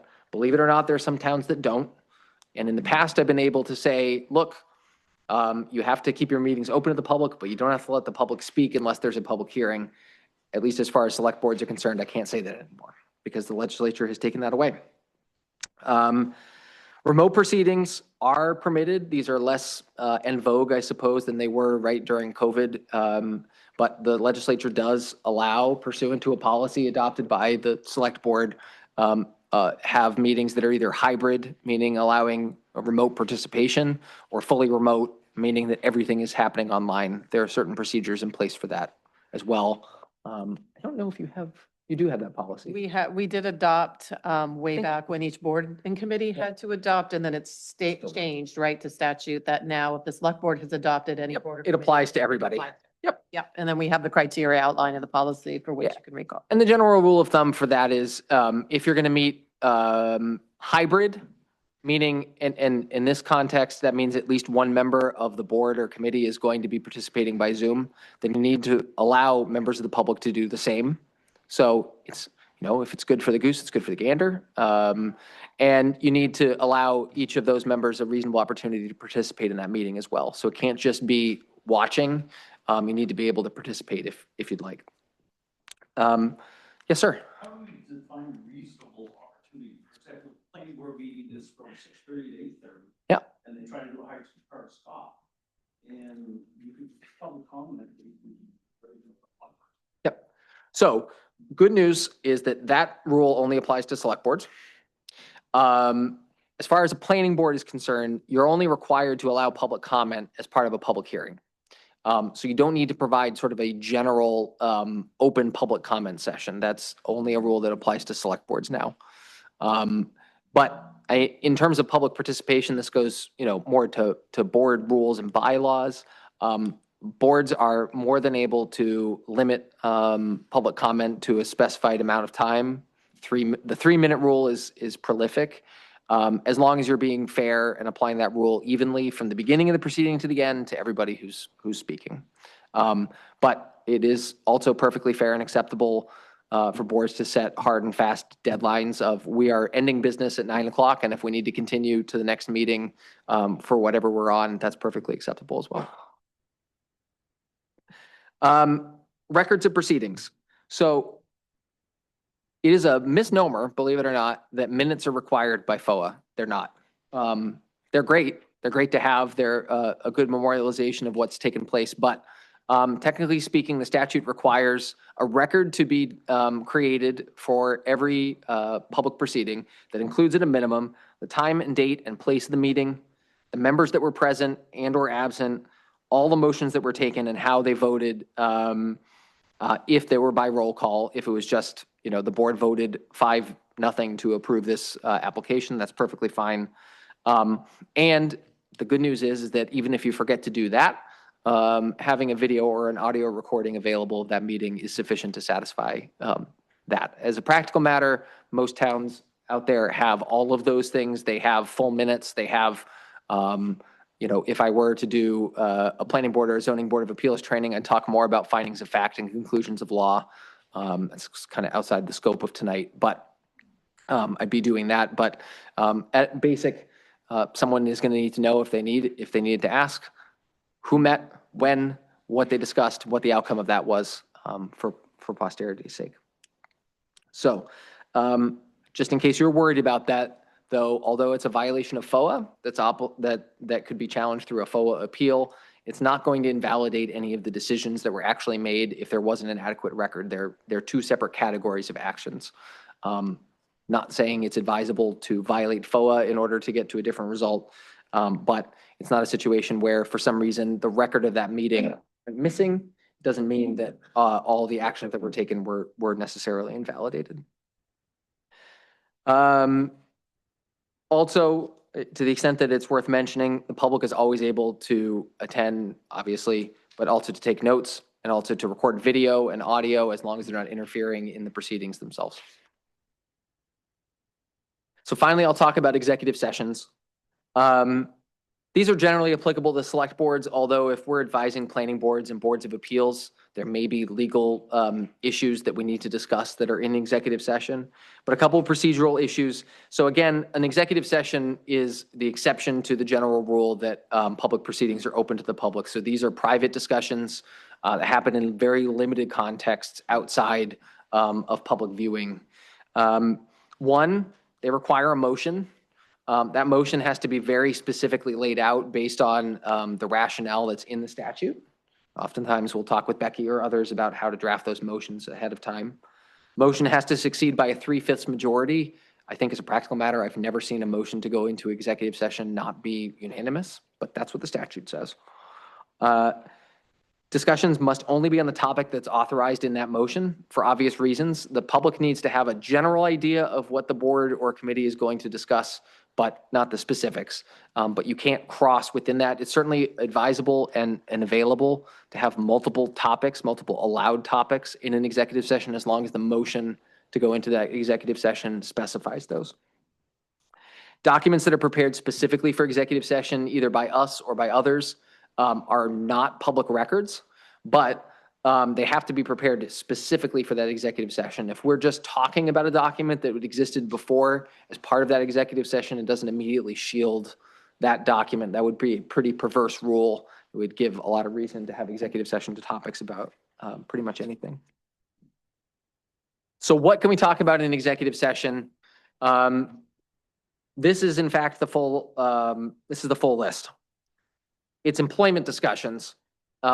If there is a discussion of discipline of a particular employee, as we already discussed, the select board makes that decision.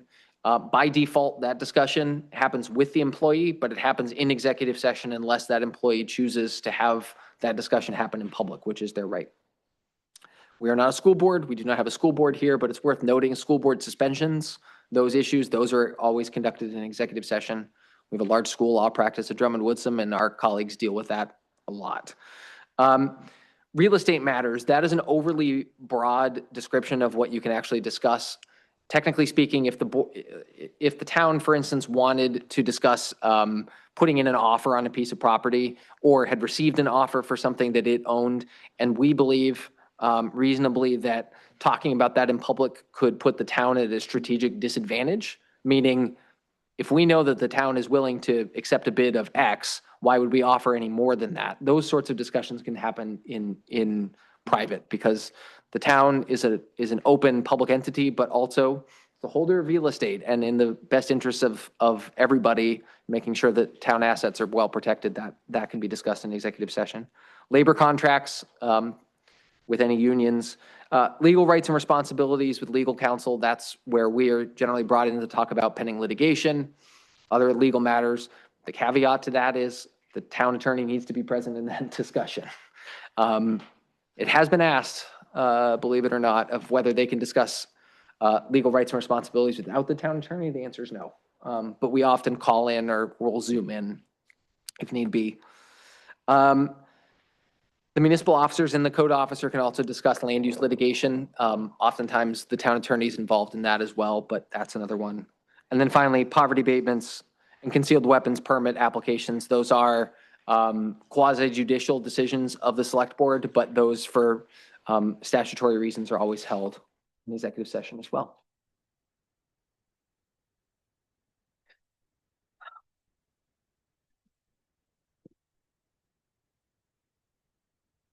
You know, that's a really good question, and I have never talked about that one specifically. So I'm going to pull up the statute right now and tell you exactly what it says verbatim.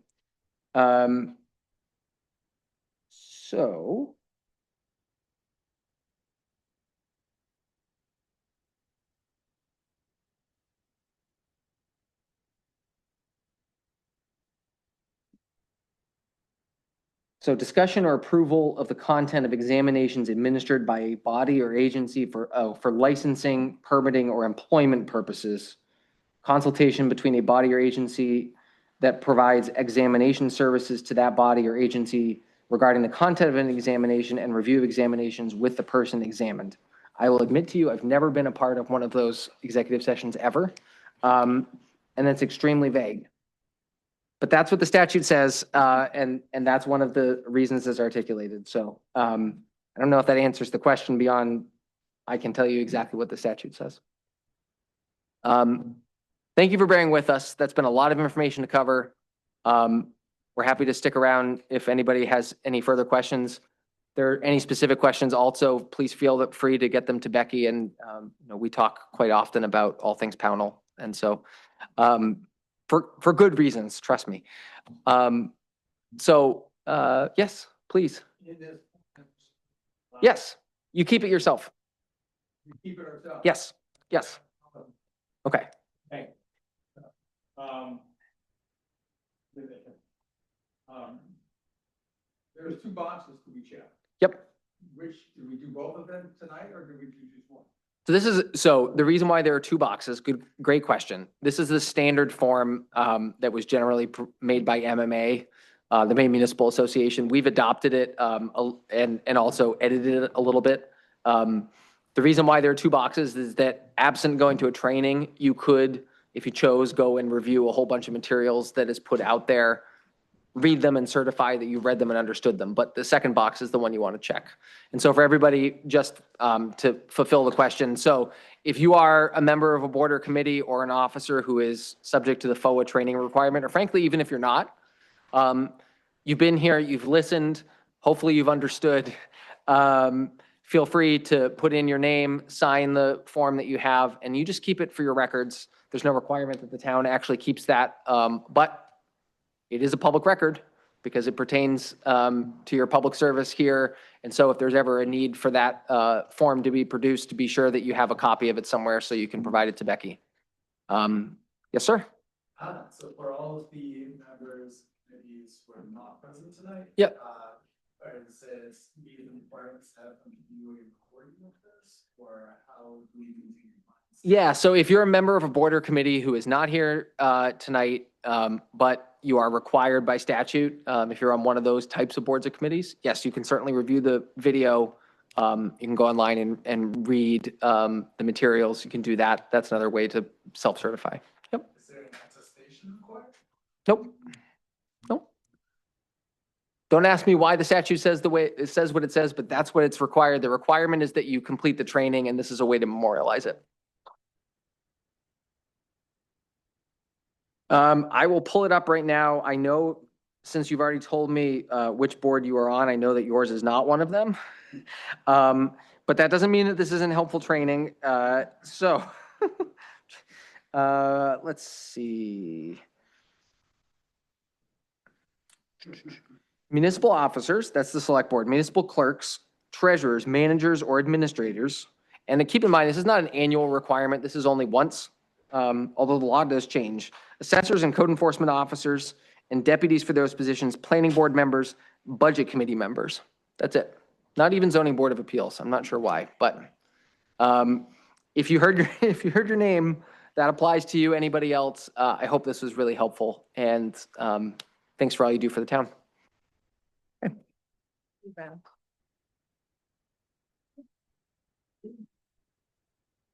Pause.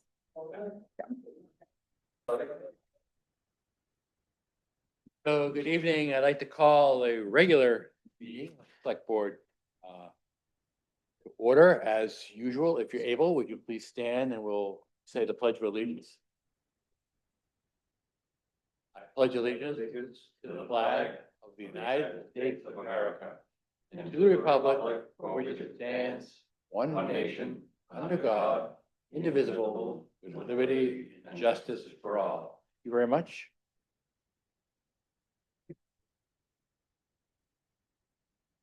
Next item on the agenda is accounts payable warrant number 14, the amount of $61,944.74. I move that we approve fiscal year 26 AP warrant number 14 in the amount of $61,944.74. Second it. Been moved and seconded to approve AP warrant number 14, the amount of $61,944.74. Is there any further discussion? Seeing none, all in favor? Motion carries. Next item on the agenda is payroll journal number 221, in the amount of $16,681.07. I move that we approve payroll journal number 221 in the amount of $16,681.07. Second it. Been moved and seconded to approve payroll journal number 221 in the amount of $16,681.07. Is there any further discussion? Seeing none, all in favor? Motion carries. Next item, agenda, are minutes of previous meetings. One, November 17th, 2025, executive session. Move that we approve the minutes of the November 17th, 2025 executive session. Second it. Moved and seconded to approve the minutes of November 17th, 2025 executive session. Is there any further discussion? Seeing none, all in favor, motion carries. Next item is the minutes of November 24th, 2025 regular scheduled meeting. Move that we approve the minutes of the November 24th, 2025 regular meeting. Second it. Been moved and seconded to approve the minutes of November 24th, 2025 regular scheduled meeting. Is there any further discussion? Seeing none, all in favor. Next item on the agenda is public comment. This is an opportunity for any resident of the town of Pownell to step forward and be heard by the select board. Is there anybody in the public that would like to step forward and be heard?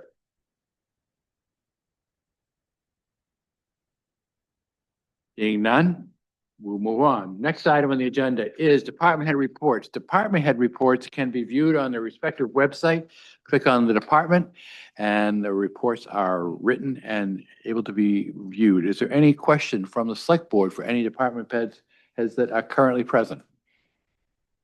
Seeing none, is there any report from the select board at this time?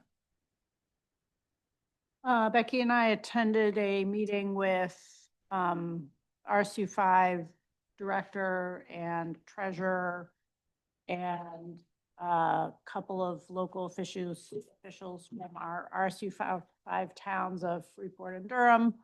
And it was very interesting and illuminating and entertaining. And I'm so glad I Becky? Just a couple points from that meeting that I wanted to make. I do have the timeline here, so we are going to get these dates up on the website and somewhere in this packet. Here we go. I have them. One of the things that they talked about was community outreach, and so we do get these dates up on the timeline. I just wanted to put it on the record again that all these meetings are open to the public. I know if you look at your tax bill, you'll see about 57% of your tax bill goes to the RSU. So it's just important to really understand where that money goes. They will be presenting budgets through February into March 11th. And then on March 25th, they're adopting the budget, I believe. And at that point, the public input timeframe is kind of ended. So your involvement at the beginning of the process in January, February is really key to understanding. The other piece when the new superintendent was they are really asking staff to evaluate the needs and the nice to haves, you know, in this upcoming budget. So that's a lot of reflection going on over there. One of the big pieces I walked away with the meeting was that message. So I just wanted to report that out. Thank you. Item on the agenda is new business. First item is budget cycle timetable. Becky. We have 3 members of the budget committee. If they want to come up to the table, I do have one of you that needs to take an oath, Deborah, and that way we can introduce. I've also printed some blank calendars so we can start talking about the dates of everything and fill in our new members on the process as well. So you can find a seat at any one of the empty mics.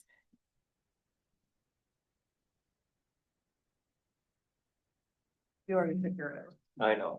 I'm gonna go be a thorn, I will be a thorn between two roses.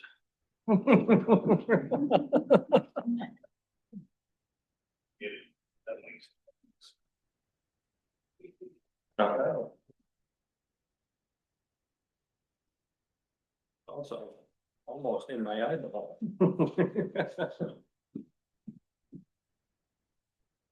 Okay, before we get started, would the budget committee members like to just introduce themselves real quick? Andy O'Brien, live on Upper Minot Road. Been involved with the town for several years. My name is Jennifer Giuliano. I live on Verrill Road. And I've been on the budget committee for, I think, 7 years, maybe. Please. Yeah. 5. Yeah.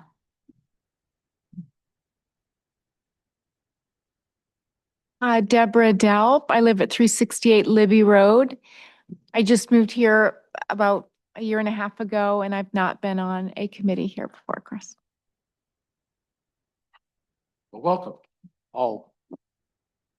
So the process typically is we start presentations and we do that in a joint meeting with the select board. That way everybody's at the table for the question and answering session. It saves department heads a lot of, meeting attendance too, when we get that information out there.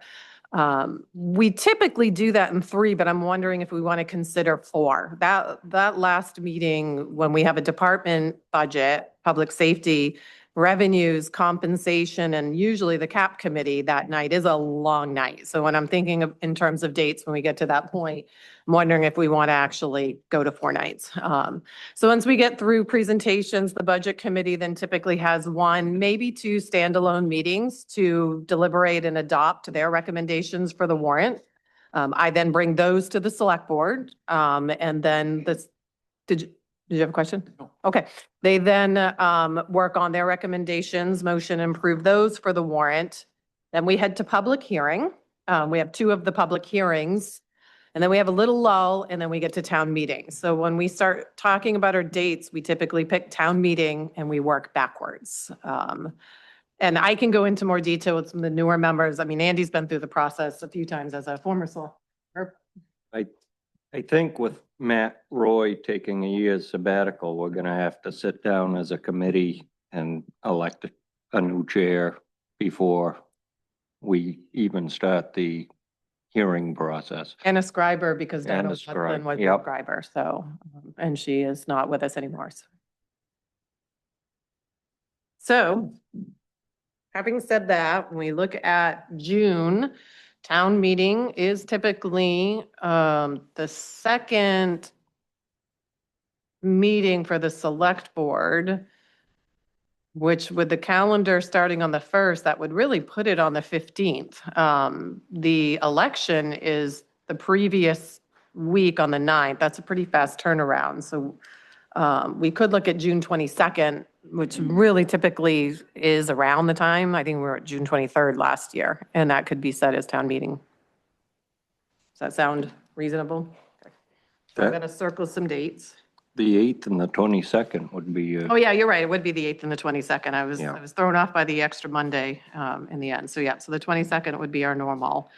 The select board typically signs the warrant at their first meeting in May if all goes well, but that may change if we add 4 presentation nights. We may have to start in January to meet that date because I like to have the signed warrant in the annual report. And if we don't get it signed till the end of May, I'm not going to make state statute on getting the annual report out in time. Let's keep it the 1st.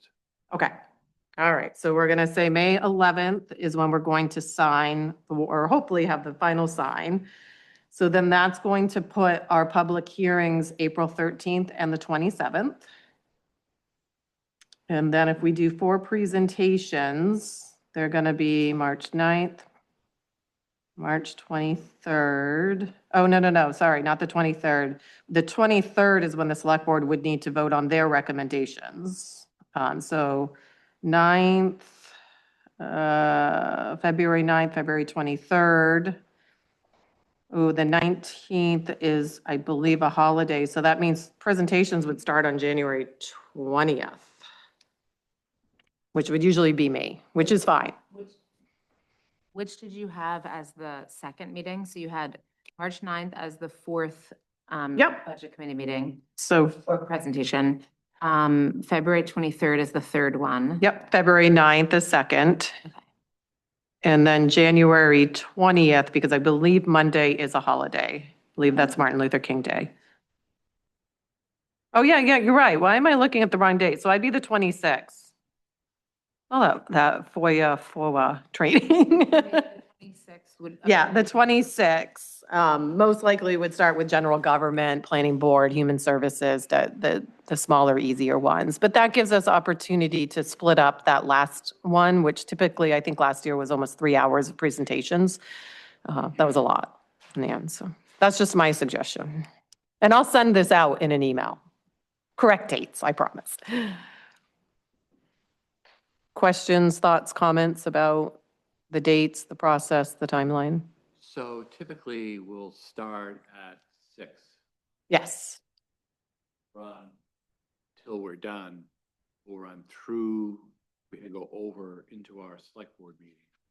But our start time will be 6 o'clock, if that's okay with you. So you can just plan probably an hour for each one of those. So for the 25th, the 9th, 23rd, and the 9th, that'll be an hour of your time.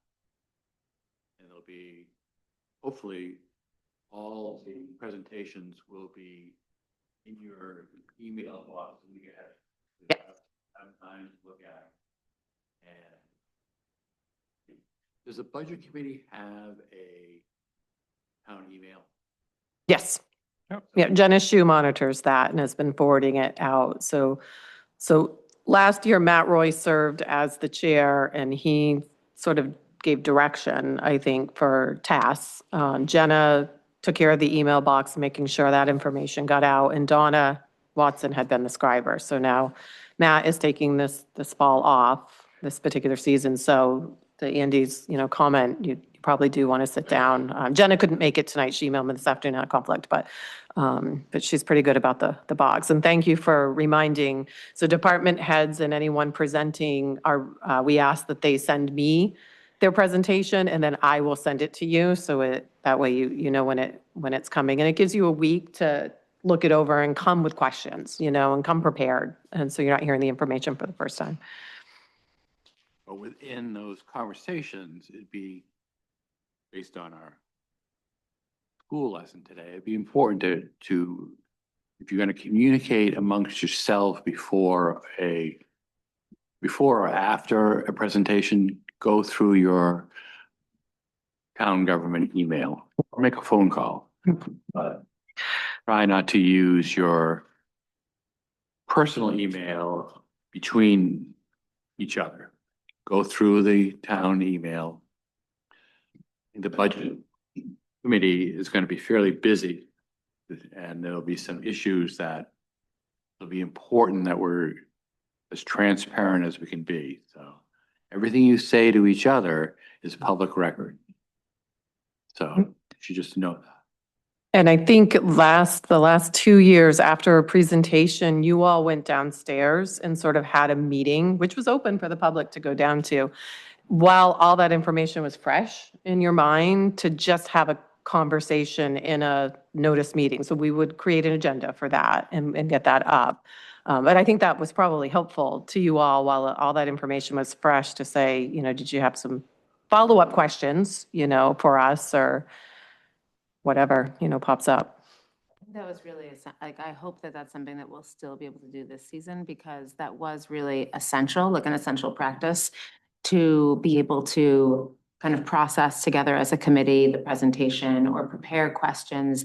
And it was a way in which we could do it publicly and still be able to capture minutes from that session. And it was usually brief. They were, under a half hour.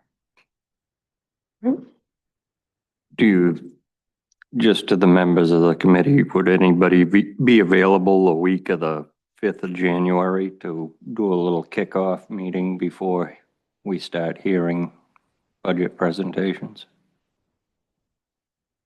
Yeah. Just to get other business out of the way. So Becky, can you probably be appropriate, can you summarize the charge of the budget committee? So they are an advisory committee to the select board. So you're going to hear the budget and ask your questions, and then you're going to motion and approve your recommendations to the select board. The select board will then deliberate on your recommendations, and then those 2 recommendations are printed on the annual town meeting warrant. Is how that works. That's the very simplistic version. Recommendations are always noted. Now, sometimes the select board either has late information or just totally disagree, and we'll have a different recommendation. But historically, both recommendations have been pretty similar. So, budget committee is extremely important to have another set of eyes and ears on pretty complicated budget. In my experience, the questions that the budget committee asks are totally different and equally relevant. So it's really important. I really appreciate both of you getting on board. It's a lot of fun too. Really humorous meetings, charades every once in a while. All department heads use the same format, Excel spreadsheet, so that way it's familiar when you're looking at it. Even the solid waste, their format looks slightly different, but it's the same. It's just the aesthetics might look a little different. But one of the things that we did was to try to make that look consistent for everyone, because when you're reviewing several different styles of presentations, it can get confusing. So we've all kind of adopted this one form that we use. And correct me if I'm wrong, but the information that we get the last 2 years' budgets, 3. last 3 years' budgets, along with what has been spent from each budget line to date. We try to get that. So we info have often. an idea of where they're sitting with their budget and what lines that they're using the most and not using. I also do a lot of notes on my spreadsheet now too. So a lot of what I'm going to talk about in the presentation, I put little pop-up notes in the boxes. So after the fact, I mean, you can watch the recording, obviously, but after the fact, you'll be able to pop up and see some of those, like, how'd you get to that number? What's included there? And I'll itemize, like we have one in my budget that's professional services. That's about 7 different things. It's our Trio software, it's our website, it's, it's a abundance of things. And I'll itemize that in the pop-up notes so you can see how much each of those components that gets to that number costs. And I that's kind of what I've been working on each year, is getting more of that into the spreadsheet so that you have that available to you.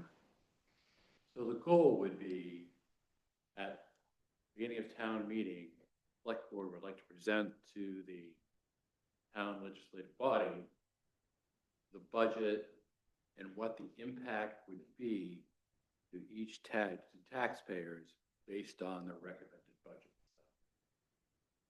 Whether it's a tax increase, a tax decrease, just really, I think it's really important that people know what they're voting on and why those line items are what they are. It's going to do or either approve, disapprove. So that's sort of the goal. And we appreciate service and we appreciate the time working with each other. Okay, so I will formulate an email in the next week or two that's going to go out to all department heads and all boards and committees, outlining the timeline and my proposed schedule of presentations. And it usually, there's a little shift sometimes if there's conflicts, and then I'll send a final one out. But the process will be detailed out in an email. The dates will be detailed out. We should be good to go. And then if you want to let me know when you decide on a date for a January meeting, I'll get that up on the calendar. We can create an agenda. And if you need me there, just let me know. I'll throw an email out to those that can't be here tonight, and then through the town email, and then Yeah, yep, CC the see town. if we email. can come to a consensus on a night. So other than Jenna Shu, are there any other members of the committee? Nope. So as the board, do we want to try to script? Anybody else, or is 4 going to be okay? Is 4 feel good to you? I think we've usually had more than 4. This is the smallest group. Okay. Well, we'll try to steer an appropriate person. Yeah. Thank you. All right, thank you. Thank you. Thank you. Absolutely.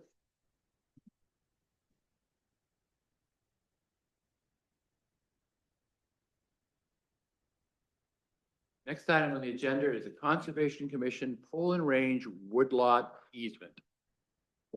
Someone here to speak to them. Step up onto the mic. Actually, sit right next to Becky, please.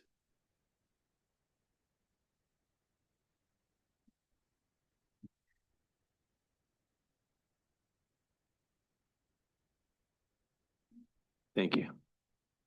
Okay, my name is Bob Van Milligan. I live in the Hollowell Road, and I'm the chairperson of the Conservation Commission. We are planning to ask the town for a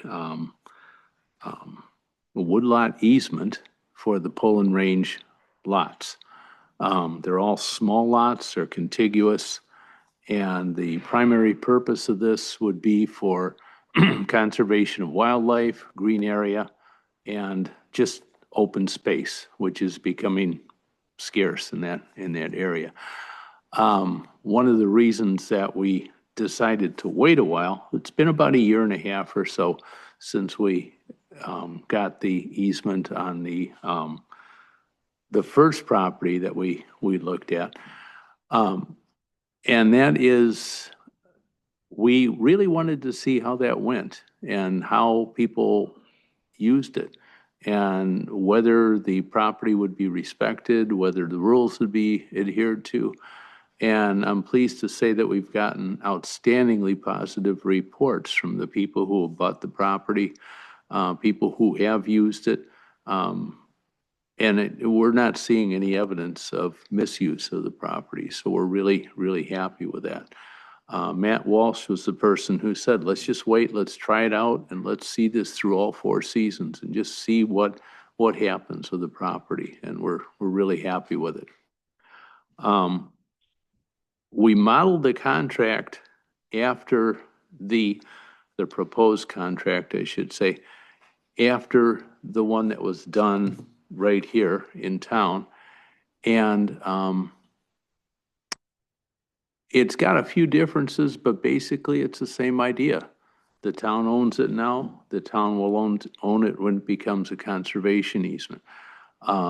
We set the rules. We have the option of changing the rules at any time if we feel that that needs to be done. The town has the option of doing that. It will continue to be a source of income for the town by selective cutting every so often. And basically what we intend is that the property will be used exactly how it's used right now. We don't foresee any differences, so there's no losses there. The beauty of that is that, okay, it will be used the same way, but it's not going to actually demand, even though it will generate income for us in the way of wood harvest, it's not going to demand any type of infrastructure from the town in terms of support, tuition reimbursement, or anything else that would be accompanied by other types of development. So it's sort of a win-win type of process.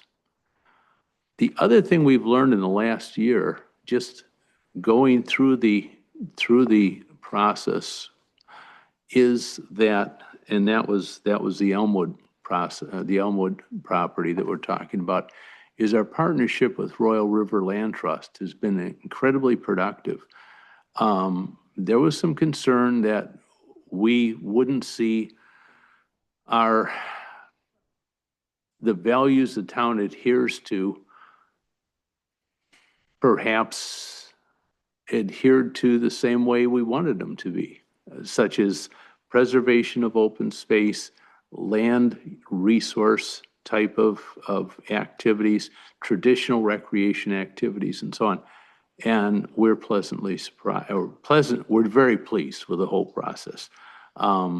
It's been a very good fit working with Royal River, and we feel that everything that was done so far really mirrors what was put into the town comprehensive plan in terms of what the citizens of Pownell are looking for. So we hope to use that same model to preserve the property in the Poland Range Road area. That's the end.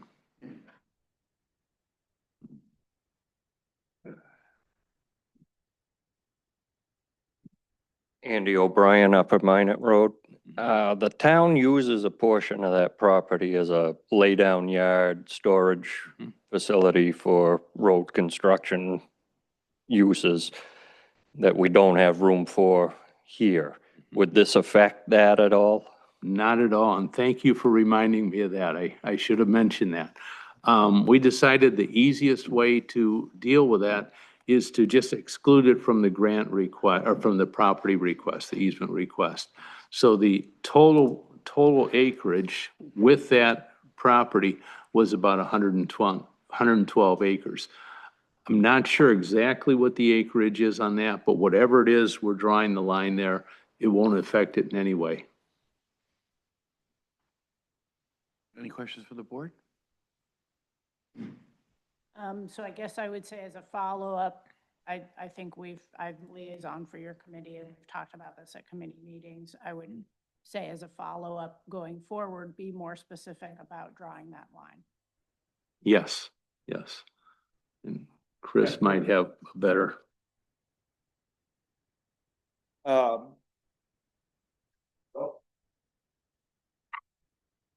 Chris Franklin, I'm the executive director at the Royal River Conservation Trust, and I've been sitting in on the meetings for the past 6 months or so and fielding this request from the Conservation Commission to consider this. My predecessor has done work with the town for the Elmwood woodlot, and I think Bob's correct in that it would sort of follow that same standard. You know, for us, when we look at potential conservation projects, you know, cost is obviously a factor, but more it needs to be a strategic parcel that protects important resources that have measurable public benefit. And this property certainly adheres to that. It contains portions of one of the town's 3 aquifers, has exceptional habitat value. It's not a particularly developable lot, and so it seems well suited for conservation. So there's no financial benefit to our organization. In fact, there's probably some due diligence and time for us to help the town do that. But, you know, we're trying to be within the watershed, trying to be a catalyst to protect important strategic areas that benefit the entire watershed. This certainly qualifies as that. And if it's the town's interest to pursue this, we're willing to dedicate resources and time to help you do that. So this is something that's come to us for consideration, and just here to say that we feel it's a valid proposal, and, you know, for the town to deliberate on. I know the ownership of town land, you know, you only have so much, and want to be careful about how you use that. So I won't speak to what's best for the town. I'm just here to say that, you know, as an organization that's doing conservation within the watershed, we think the town would benefit from its conservation. I have, and I apologize that I didn't get these to you before, but there's just some maps here of the town-owned woodlots that remain, a topographic map, and a map of the one that shows the aquifer. And again, apologize for not. So the process would be, we would develop a proposal. You present that proposal to the select board. The select board would recommend moving forward or not moving forward. There would be 2 public hearings. And then if everything were favorable, it would go to town meeting. So you just sat through our budget cycle calendar. Know that you would need to sort of be on a timetable, because we want to have all the information available. When's the warrant being signed, Becky? May 12th.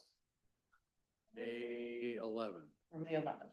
May 11th would be your deadline for getting hearings done. Trying to give you context, if you wanted it to be considered next town meeting, all your ducks would need to be in the row by May 11th. That includes 2 public hearings that need to be 14 days apart. Becky could help you. You know, I realize this is a lot of information coming to you very quickly, but That's good. So it'd have to be quick. Okay, soup to nuts. Yeah, Jesse. Hi, Jesse Peters on the Allen Road. I'm also a butter to that property. I own about 40 acres on the corner of Poland Range Road and Libby Road. So you said there was going to be some changes to the contract based on the one from Elmwood Road. I'm kind of curious what those changes would be.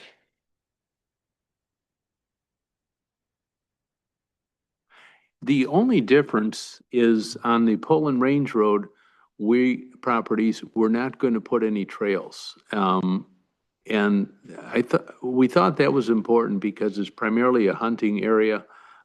People do go out there to do pretty serious nature study, but the terrain is very, very rough. And a lot of it is just really wet most of the year. Even in the drought, a lot of it was really, really wet. Putting trails on would mandate that we put boardwalks and bridges over different parts, which according to the contracts that we had on the Elmwood Road would require some input from the town. Money spent getting them made and then maintaining them periodically. What this is going to be is a no maintenance deal as far as the town is concerned. The town will not have to expend any money, but they will still continue to get an income from the periodic logging that we do in the properties. But its primary purpose is maintenance of wildlife in the area, open space, and just the wildness of the area, and probably most important for the future of the town, preservation of the aquifer, because a lot of it is aquifer. So then that sounds to me like you are planning to do hiking trails over there? None. Okay, None. that's the way it sounded. Okay.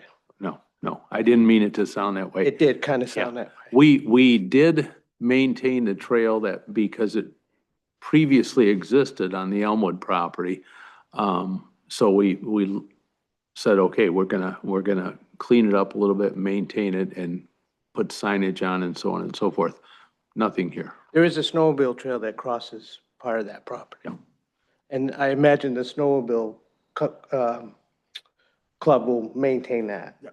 So I mean, what my recommendation has been thus far is that the town reserve the right to do trails if they want to do trails. So you don't want to close that door because there might be some connector or snowmobile trail that comes through.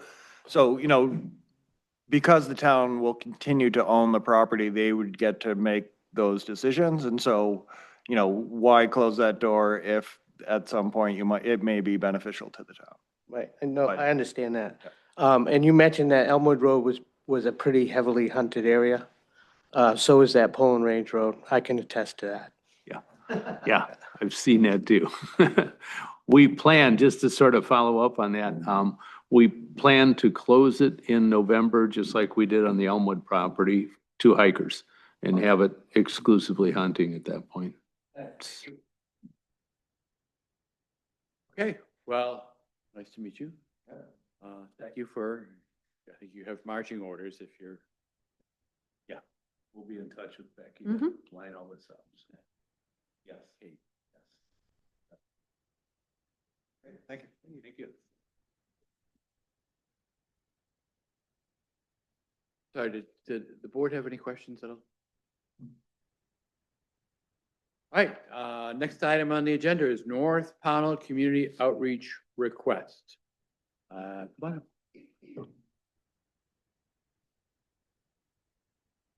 Why don't you sit right here? Yeah, sit right here next to me. I don't bite. Press that little button, which will put you on, identify who you are. And Is it on? no, it's got a little green thing. Oh, I'm touching the wrong thing. I'm Pat Hodgson, 859 Lawrence Road in North Pownell, the other Pownell.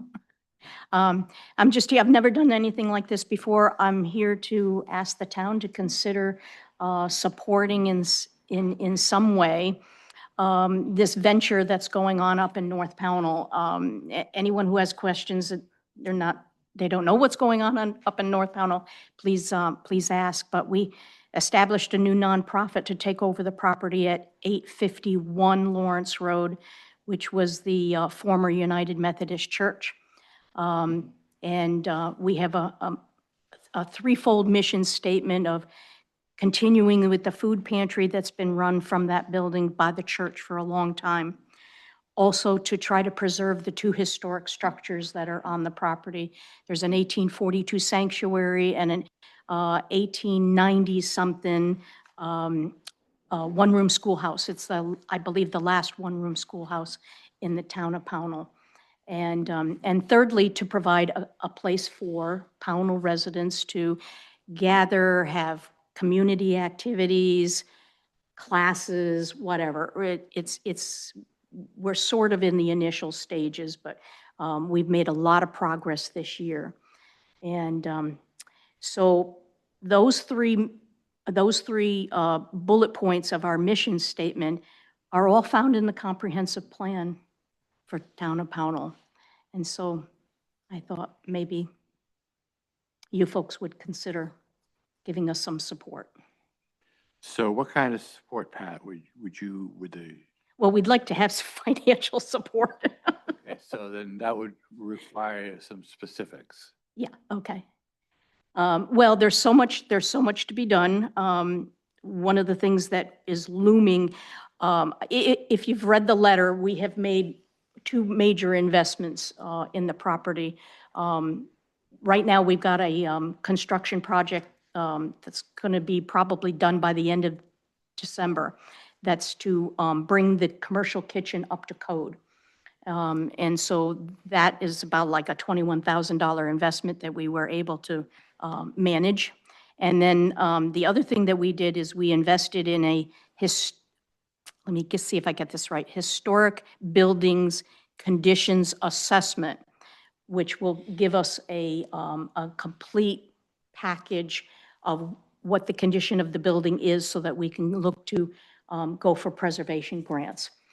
So besides the fact that we, of course, always need human capital if anyone wants to participate, we have a annual budget of about $18,000 to $20,000 just to keep the lights on and insurance paid, all the fire monitoring expenses. We also have a need to rebuild the steps on the side of the schoolhouse. Jesse has been over there and pointed out that, you know, they need to be rebuilt. And in order to do that, because they will be rebuilt, it will require that it be brought up to ADA standards with a ramp. And we're looking at probably another $20,000 for that project. So we need help in, what more specifics can I give you? Well, going into a town meeting and having something on the warrant, you'd have to be very specific. You have to Okay. say. So I would suggest, and maybe the other board members would have different opinions, that if you wanted help with the ramp, rear entrance, you would get proposal, the dollar amount, We have one? bring it to the board. Okay. And the board would consider putting that, whether on the town, would be best interest of the town to put that on the town meeting warrant. But Okay. we can't just say, let's give a little bit of money. So give you a clear proposal. Okay. Bring it, we'll consider it, and decide whether to put it on the warrant. I think that's a good place to start, and I appreciate it. Questions from the board? I have a question. Would this money be considered a donation, and is it tax deductible? If the municipality gives money toward an organization in the town? We don't pay taxes. We don't file a tax return. Want to donate the money? We are a 501c3 organization. Your donations are tax deductible. So Pat, I think, you know, intrinsic in the conversation would be with the town contributes to another entity. The town would have to decide whether to consummate the relationship with just the money, or would it be involved in any other way in the North Pownell Community Outreach Center? So there's a lot of conversation that has to happen with the board. So it can only start with a concrete proposal. Okay. So that'll be your job. A concrete request. Right. And to be honest with you, because you know a little bit about what's going on up there. I don't know how we would structure other than giving Pownell residents, you know, I'd like to figure out a way that it benefits Pownell residents more than just it being there. So let's start with getting it on the table. Okay. Okay? Excellent. Thank you so much. You're welcome. Thank you all. Next item on the agenda is the RFP salt and sand. Becky. Okay, I did some edits, ran them by George for a second set of eyes to just read it. Narrowing down this RFP to just be a comprehensive inspection first, so we know what needs to be done, and then we can put out a second RFP to say, okay, how much is this work going to cost us? So under the proposal requested, I struck the "and estimate for repair work." So that limits it down to the comprehensive inspection. Under deliverables, I added the word "and estimate" to the comprehensive report, struck the total cost breakdown of repairs needed to include labor and materials and work involved, because we're still just going for an estimate. Changed the timeline and shortened it a little bit because I still want to get another RFP out to try to hit the warrant for the public hearings in April. So I did allow for site tours to be over about a 5-day period. So that way, in case they need to coordinate with the road commissioner or myself, there's window of opportunity because we may not be available on any given day, especially if we're getting snow. I want to be aware of that schedule. So that was the big changes. And then the final one, under additional information, it was about, they had questions to submit them by Christmas Eve to me. And then that would still give them about 2 weeks to then get the proposal in. So this is the updated version to get released tomorrow if it all looks good. That proposal comes on Christmas Eve. Will there be milk and cookies and carrots? The questions only come in on Christmas Eve. The proposal itself is not due until January. The date is on the back, or the timeline. A lot of work while George had eyes on this. Is there any reason why we can't move forward? George? Not that I've seen, I mean, with my limited experiences with RFPs and civil engineering, but to me, it seems very manageable. Okay. Then you'd make a motion, Kate? Yes, I move that we approve the RFP for the salt and sand and salt shed inspection and remediation. Second it? Seconded. Further discussion? Seeing none, all in favor? Becky, let's make it so. Great, I will get it out tomorrow. I've had a couple people reach out, so I'm going to contact them that it's a new one is out. Okay. Next item on the agenda is Civics 101 classes. Yeah, wait.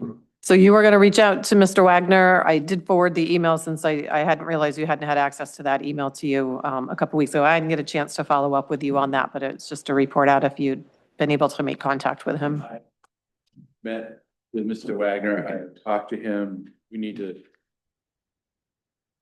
as the world turns, this is drifting further and further away from reality. So I'm not sure how much more energy that I have to put into. So something we may put a pin in and maybe revisit again when we don't have some other pressing matters. Absolutely. One point in time, Peter Wagner from Freeport Community Education came and asked if the town would be interested in sponsoring what he called the Civics 101 class that would be presented to educate people on how the different parts of town government work, the different committees, the different functions, sort of a operation manual of the town of Pownell. We were all on board, had class in Powell Elementary School that was interested in participating. Like many things, it's kind of been adrift and without any commitment from Report Community Ed, it's pretty hard to, the classes at school are really gone to follow a curriculum, and if we can't be specific with them, then they can't commit. And so until we can get Report Community Ed to say, this is a schedule that we could offer. Sorry, did that answer your question on what it is? Yeah, it would be, no, it would be for adults in the fifth grade. If they were willing, would just sort of participate in terms of providing background posters and, just give them an opportunity to participate in the town affairs, much like they did with the Brown-tailed moth and democracy projects. And anyway, so I have nothing really to report except for kind of frustrating and just, I can lead a horse to water, but so I'll continue. Any questions from the board on that one? Is there any other new business? Is there any old business? Oh, yes, there is. The attorney sent back just a couple small edits last Thursday. I've only had a chance to skim, and I want to clean up the copy and get it into more of a final presentation because I think we're getting close to the mark on what we want. I also attended that joint interchange last Friday, which was completely about AI. The resounding message by the 9 presenters were, there has to be human aspect in this. Don't take the human out of it, which is really where the purpose of our policy. AI is a tool to be used to assist and not a tool to do your job. That was the resounding message through the whole thing. They talked about what AI can be good at and what it can't be good at. And one of the things it's not good at is complicated math, which was demonstrated a couple of weeks ago. It also talked about how we can recognize without putting it through a detector if something's coming into us as AI generated. Today on our manager's listserv, there started to be some conversations about FOIA requests for AI. So it's coming at us really fast. And the fact that we're even looking at a policy, we're ahead of a lot of towns. But at the next meeting, I will bring back to you a much more polished version to look at with just some final little tweaks after me and the attorney kind of went back and forth. And we'll pick it up from there. Good. Is there any other old business? Any correspondence to report out? I have Eli from Ampion can come to January 12th meeting to present for us about the solar. Okay. We're doing a public hearing that night for the impact fee refund request, but I think we're starting that at 6. So it shouldn't be. And I want to consider when we want to do a workshop just about our goals for the warrant. We could do it December 22nd. I think I could pull together my notes by then, or we could do it the second week in January just to not bog down January 8th too much. So it's really just to talk about the outliers of the articles we want that aren't the standard ones to put in, so I don't forget. Some of the stuff we talked about, our compensation goals, COLA, setting COLA for a budgeting standpoint. So we could do that on the second meeting in January is fine. It's plenty of time. So that one doesn't affect my presentation for almost 6 weeks. We could just ask this man to be brief, just be concise. Yep. Sounds good. Okay, is that okay? George, is that all right with you? All right, any other business? I think I just want to bring up something I'd heard at the last Economic Development Committee meeting. And that's the new trail alliance that's coming through on the old section of railroad tracks through town. eventually. Apparently Pownell does not have any representation in that. So I don't know if that's something that one of us want to shoulder or gonna- anticipate.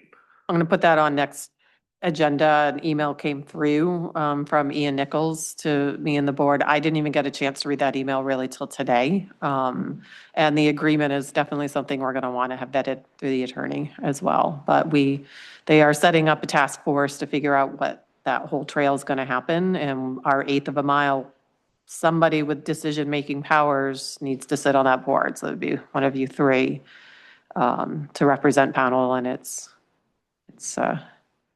Eighth of a mile. about an eighth of a mile. Eighth of a mile voice. Yeah. But there's going to be costs to the town. Yeah. But there will be costs to the town, so we want to make sure that we're attending and representing, so. So we'll bring that up on December 22nd. I'll have all the correspondence out to you. So. Okay, is there any other business? Seeing none, I'll entertain a motion for adjournment. I move that we adjourn. Second. All in favor? Very much. Thank you for attending.